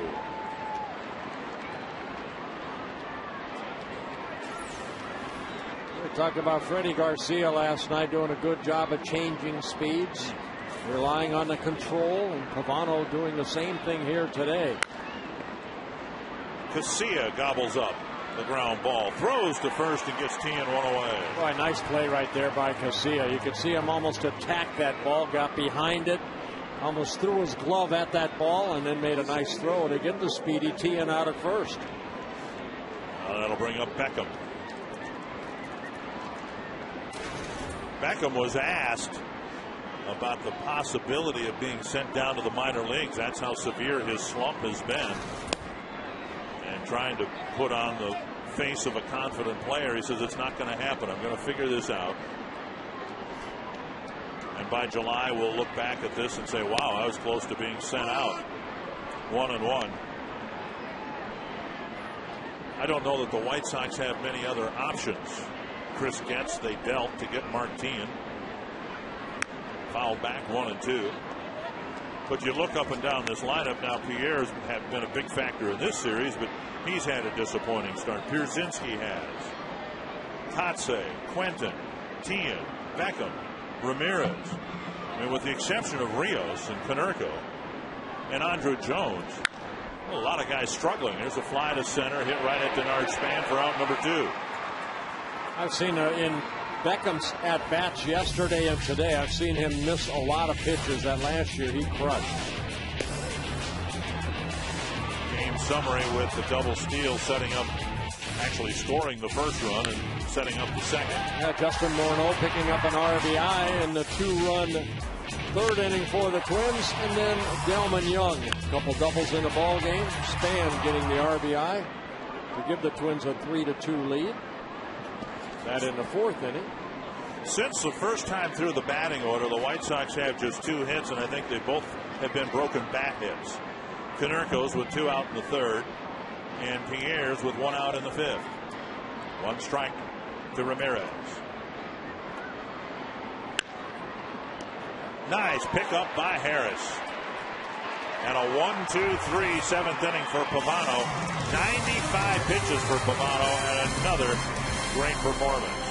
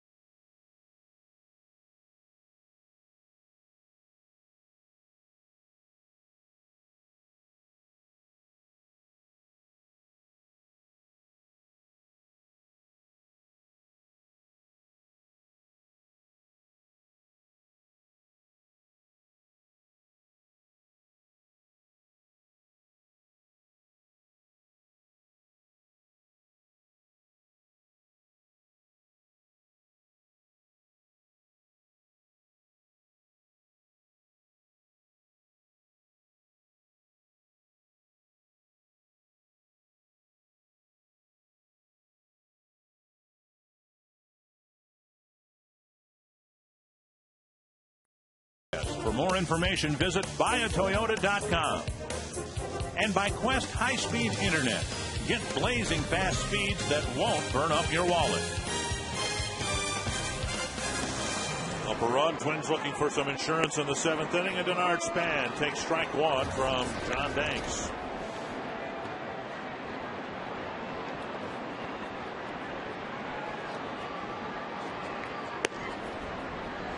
Strike two. Time for the Quest High-Speed pitch, brought to you by Quest High-Speed Internet. Well, Carl Pavano looks like he's out of the ball game, but he threw 96 pitches, clocked as high as 91. John Danks at 92.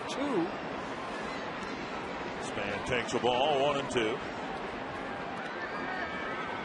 Pavano had retired the last 8 batters he faced. And after that first inning, I mean, he pitched outstanding, only gave up 4 hits over the next 6 frames. Meanwhile, Danks has retired 6 men in a row. Now, granted, one of them was one of the outs was on Rios' great catch, taking a home run away from Kadire. But he hasn't given up a hit since Span leaked one through the right side of the infield to drive in the go-ahead run. 2-2. And you look, and Span's batting average now up to 279. It's been a good month of May for the Twins leadoff hitter. Hasn't walked as much, although he did walk and score here earlier in the ball game today. One of the differences between these two teams is in the leadoff spot, where Span will draw a lot of walks and Juan Pierre will not. Span entered the game with a 369 on base percentage. Looks like he'll be retired here. And Pierre, as good a series as he's had, has just a 303 on base percentage. One away in the 7th. Here's Hudson.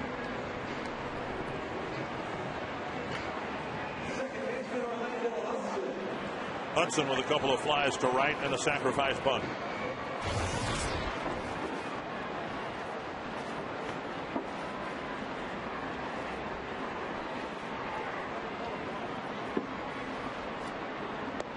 Down and in, ball 1.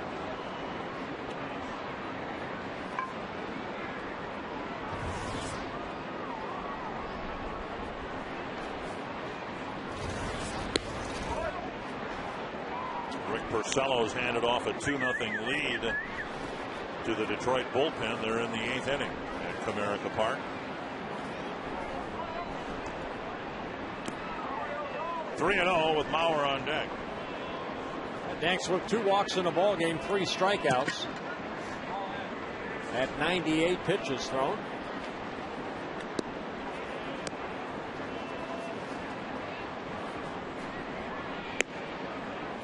got into a groove, if this is what he's in, till the middle innings. He's able to pitch more from the windup, not having the leadoff man reach. But now with one out, Hudson will take first base.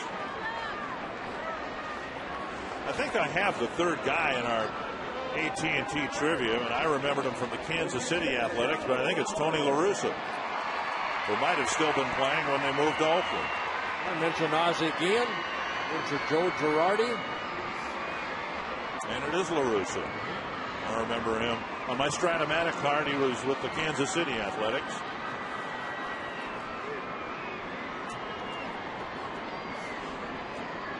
Here's Mauer.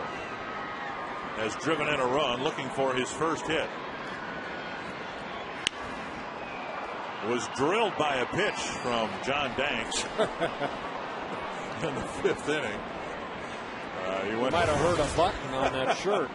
Might have. He took first after barely being hit by a pitch to lead off the 5th inning.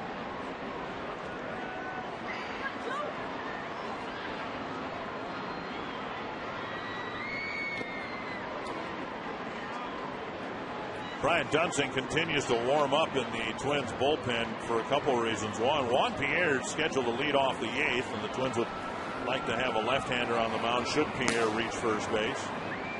And then, as we showed you, Pavano's done. And the Twins are hoping Dunsing can get them through the 8th inning.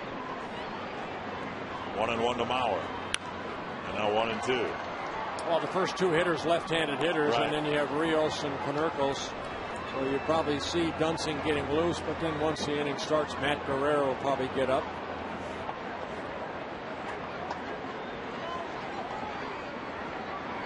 It's one thing on this homestand. I think the starters have done a very good job, even though the Twins are down one pitcher in that bullpen, like most clubs are.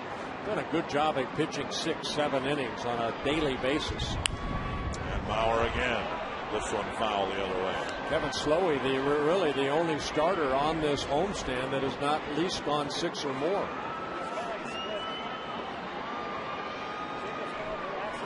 Good job by Carl Pavano right there. Talking looks like to Kevin Slowey. Sergio Santos, excuse me. Out there, and now Hudson caught in the hot box. He's tagged out. Mauer bounces into his second double play of the game.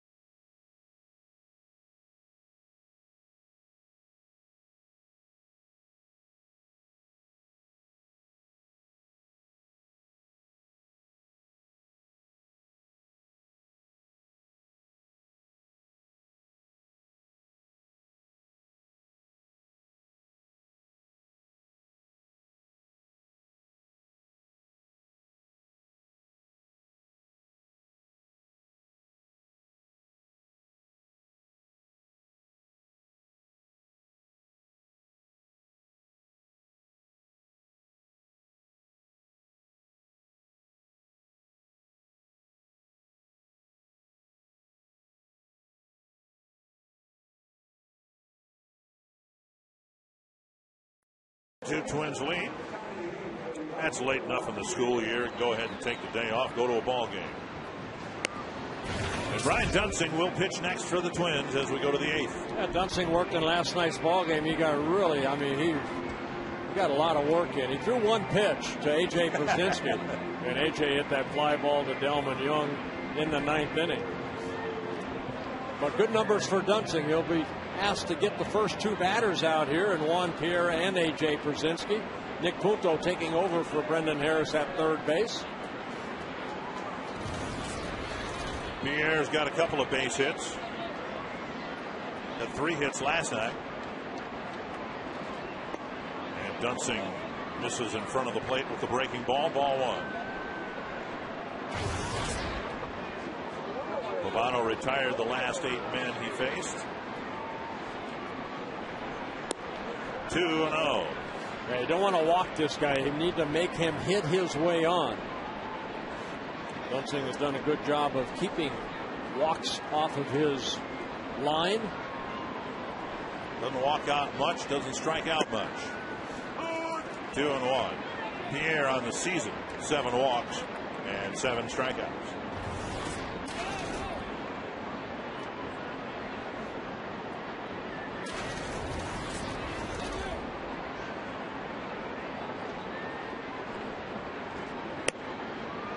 Two and 2.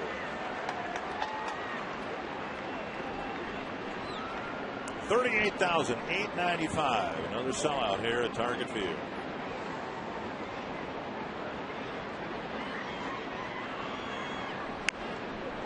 And Pierre makes contact to keep the at bat alive.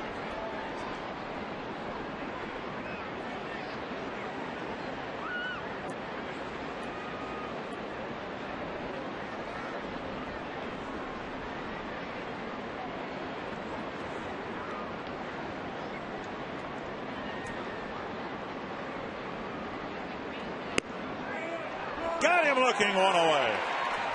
Boy, the big breaking ball right there. Pierre kind of turned around and looked at home plate umpire Larry Vanover as soon as this ball was crossing the plate right there. He kind of looked back and said, oh, okay, strike 3. So a big strikeout right there for Brian Dunsing, keeping that speedster off the bases. Here's Pierzynski, 0 for 3. 1 for 8 in the series, but again, his one was a big one. The double that drove in a couple of runs in the 5th inning last night. Strike on the outside corner.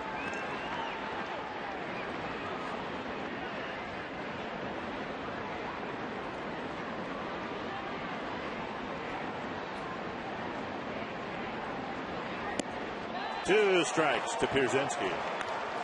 Dunsing, who works off that first base side of the rubber, got to be nasty on left-handers because he throws across his body a little bit, and got a great control of the outer half of the plate. You see where he stands. A lot of lefties will work on that third base side.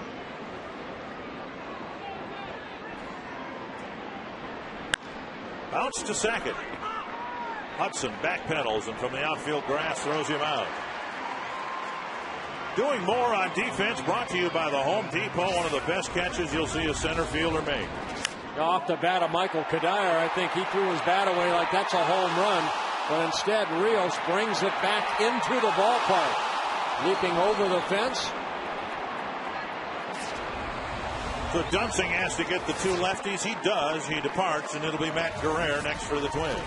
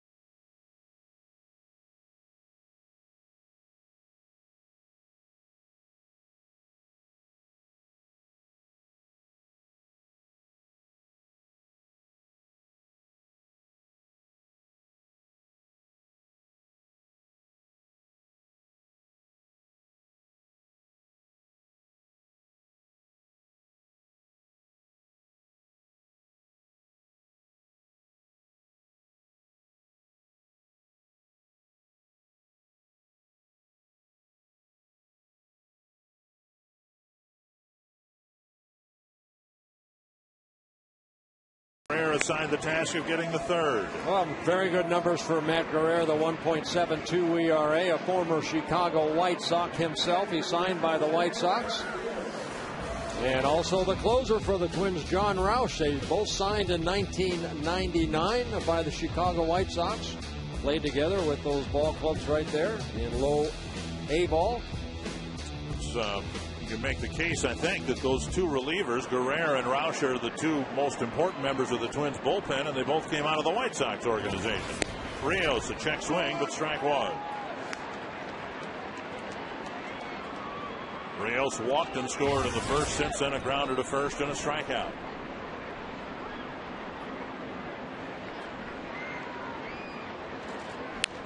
Popped up back our way. Roy Smalley, catch it. Between Smalley and the booth. And Roy didn't even move. How many times did you? I don't even think he thought the ball was over his head. How many times did you say that when you were on the mound?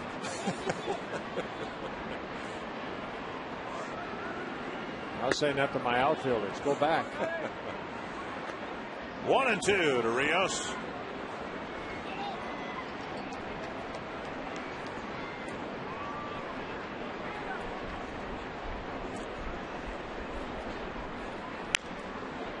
Bounce foul over by the tarp.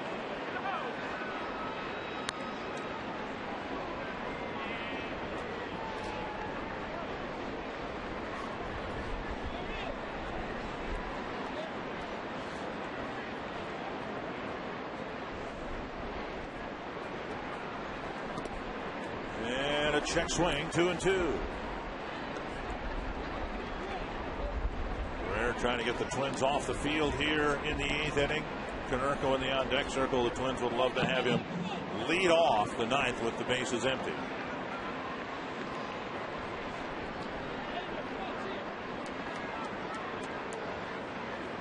Got him. Dunsing does his job. Guerrero does his, and it's a 3-2 Twins lead going to the bottom of the 8th.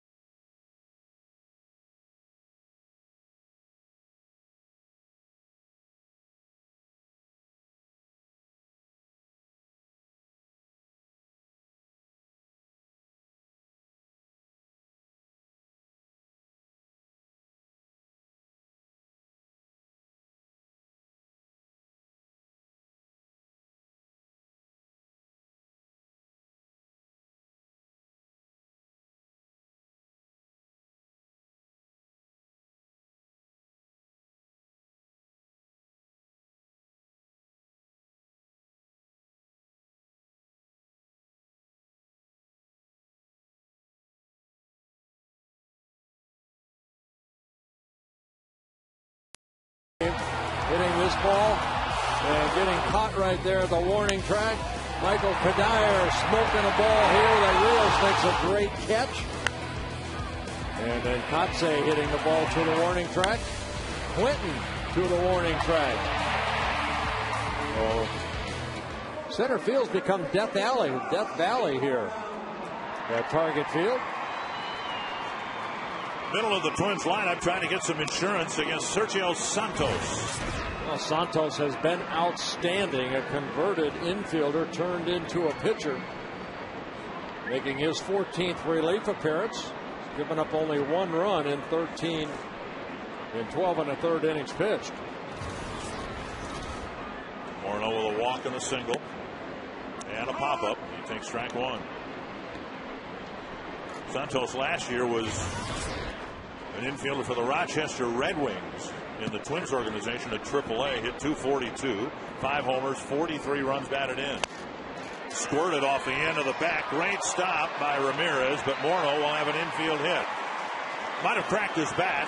Morneau hit it right off the end of the bat for a leadoff single.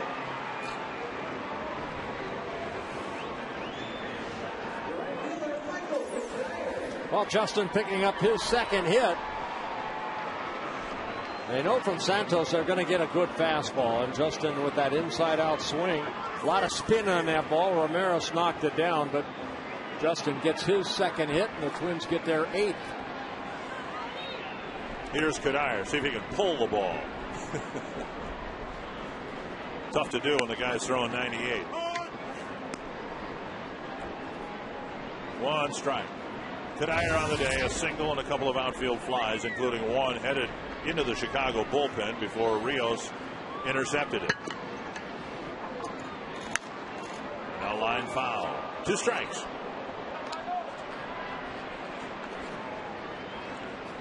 Jose Valverde's just saved it for the Tigers. They've beaten the Yankees twice at Comerica Park and will play one more time tonight. 2-0 final score. Tigers beating New York.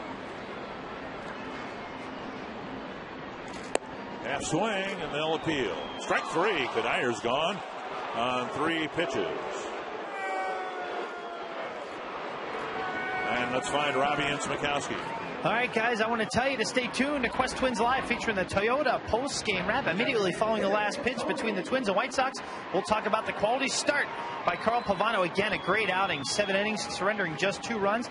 Manufacturing runs. We'll discuss how the Twins manufactured a few runs tonight, plus reaction from Ozzie and Gardy. You do not want to miss Ozzie again. Trust me. This guy talking about the weather is entertaining. Believe me. All on Quest Twins Live. Guys?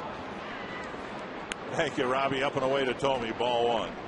Let's take a look at this last pitch by Kadire. Kadire just left home plate right here, just shaking his head and telling Angel Campos over at first base, I did not go. No way. Skied behind third. Nobody over there. Tian gets there and makes the catch. Of course, he was swung way over where a shortstop would play. That ball hit so high he had time to get under it for the catch. So 2 down, and that'll bring up Delman Young. There's the former White Sox farmhand, John Rauch.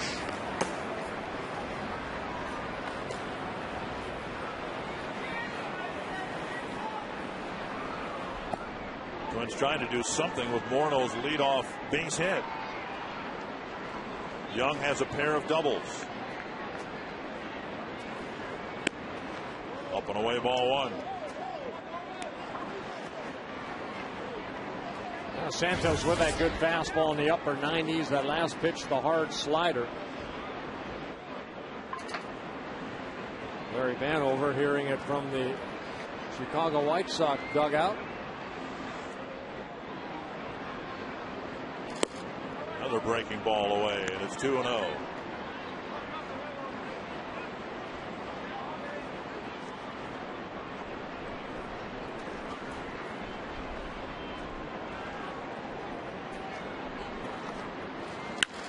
Sharply up the middle. Young's 3rd hit of the game.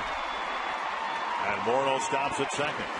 Well, you know what? He fell behind with 2 breaking balls, and Delman Young, you have to be, I would imagine, sitting on a fastball.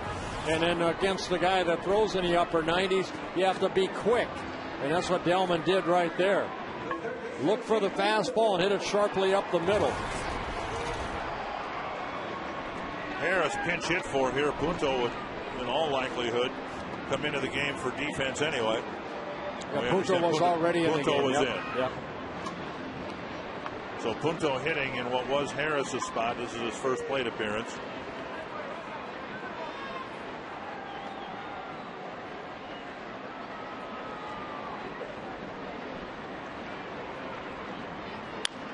And a flip foul, 1 strike.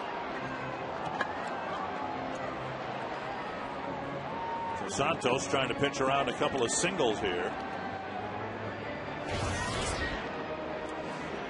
Punto's been swinging a hot bat. 6 hits in his last 13 at-bats. Like to slap one into left field right here. To short left. Too high. And hit at Pierre. Twins strand a couple. They'll take a 1-run lead to the 9th, and it'll be John Rauch trying to save it for the Twins in the final game of the homestand.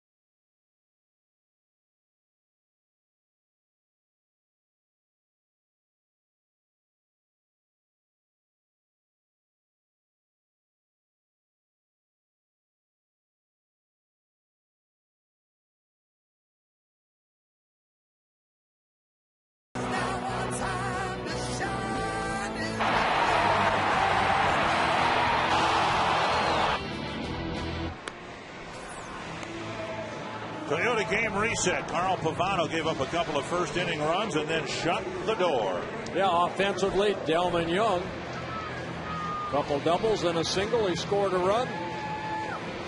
And the White Sox, I mean, after Pavano, that first inning, boy, did he settle down. Only 4 hits allowed, 4 singles over the next 6 innings to the White Sox. John Rauch already 2 for 2 in save opportunities against the White Sox this year. Looking for save number 9 on the season. He'll have to fight through the middle of the Chicago lineup, starting with Konerko, then Kotze and Quentin. Breaking ball. Missing ball 1.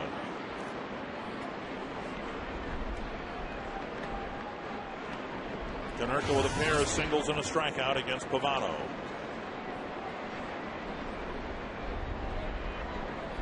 Popped up, backing out of play.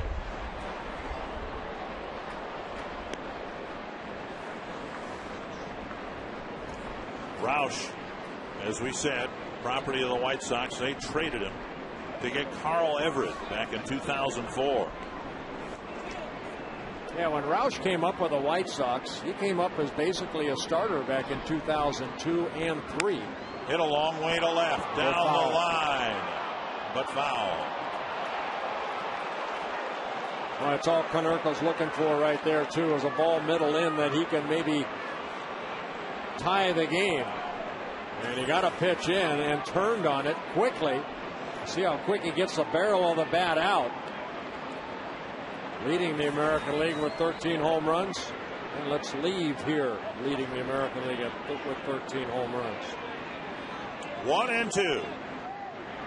Curve hit on the ground at third. Punto has it. Over to Morneau, 1 away. Our Jimmy John's delivery of the game from the Twins starting pitcher. Oh, another quality start for Carl Pavano. 6 out of 7 of his starts have been quality starts. Again, getting shut out by the opponent the last 2 starts. He gave up 2 runs in the first and then shut the door for the next 6 innings. Mark Kotze, the hitter. Outside, a ball. Kotze's faced Rauch 5 times, 1 hit, 3 strikeouts.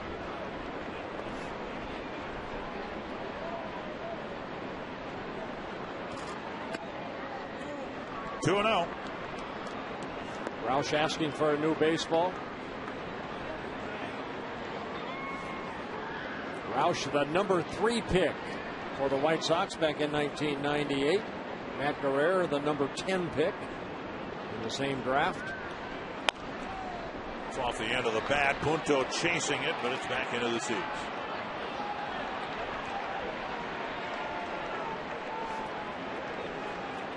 Two and one. White Sox bench players, not that they pinch hit for Kotze anyway. Vizquel, Nix, Andrew Jones, who was scratched from the starting lineup, and backup catcher Ramon Castro. To the gap in left center. Delman Young makes the catch out, number 2. Kotze hit it hard. Young flagged it down, 2 away. Well, John Rauch himself saying, I'm not a strikeout pitcher. I need good defense behind me to save ball games. Fastball away. Kotze takes it that way. But Delman Young got a good read, a good jump, and able to catch this ball on the run for the second out. Carlos Quentin. Slow breaking ball over for strike 1. Quentin in the series 0 for 7 with 4 strikeouts.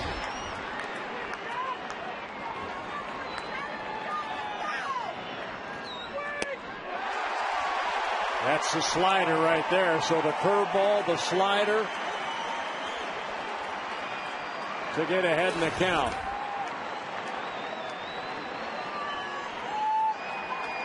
Everybody on their feet here. Rauch trying to close out the homestand. Leaves one up high. Twins swept the Tigers. Split a 4-game series with the Orioles. 1 out away from splitting a 2-gamer with the White Sox. Toward the hole, Casilla backhands.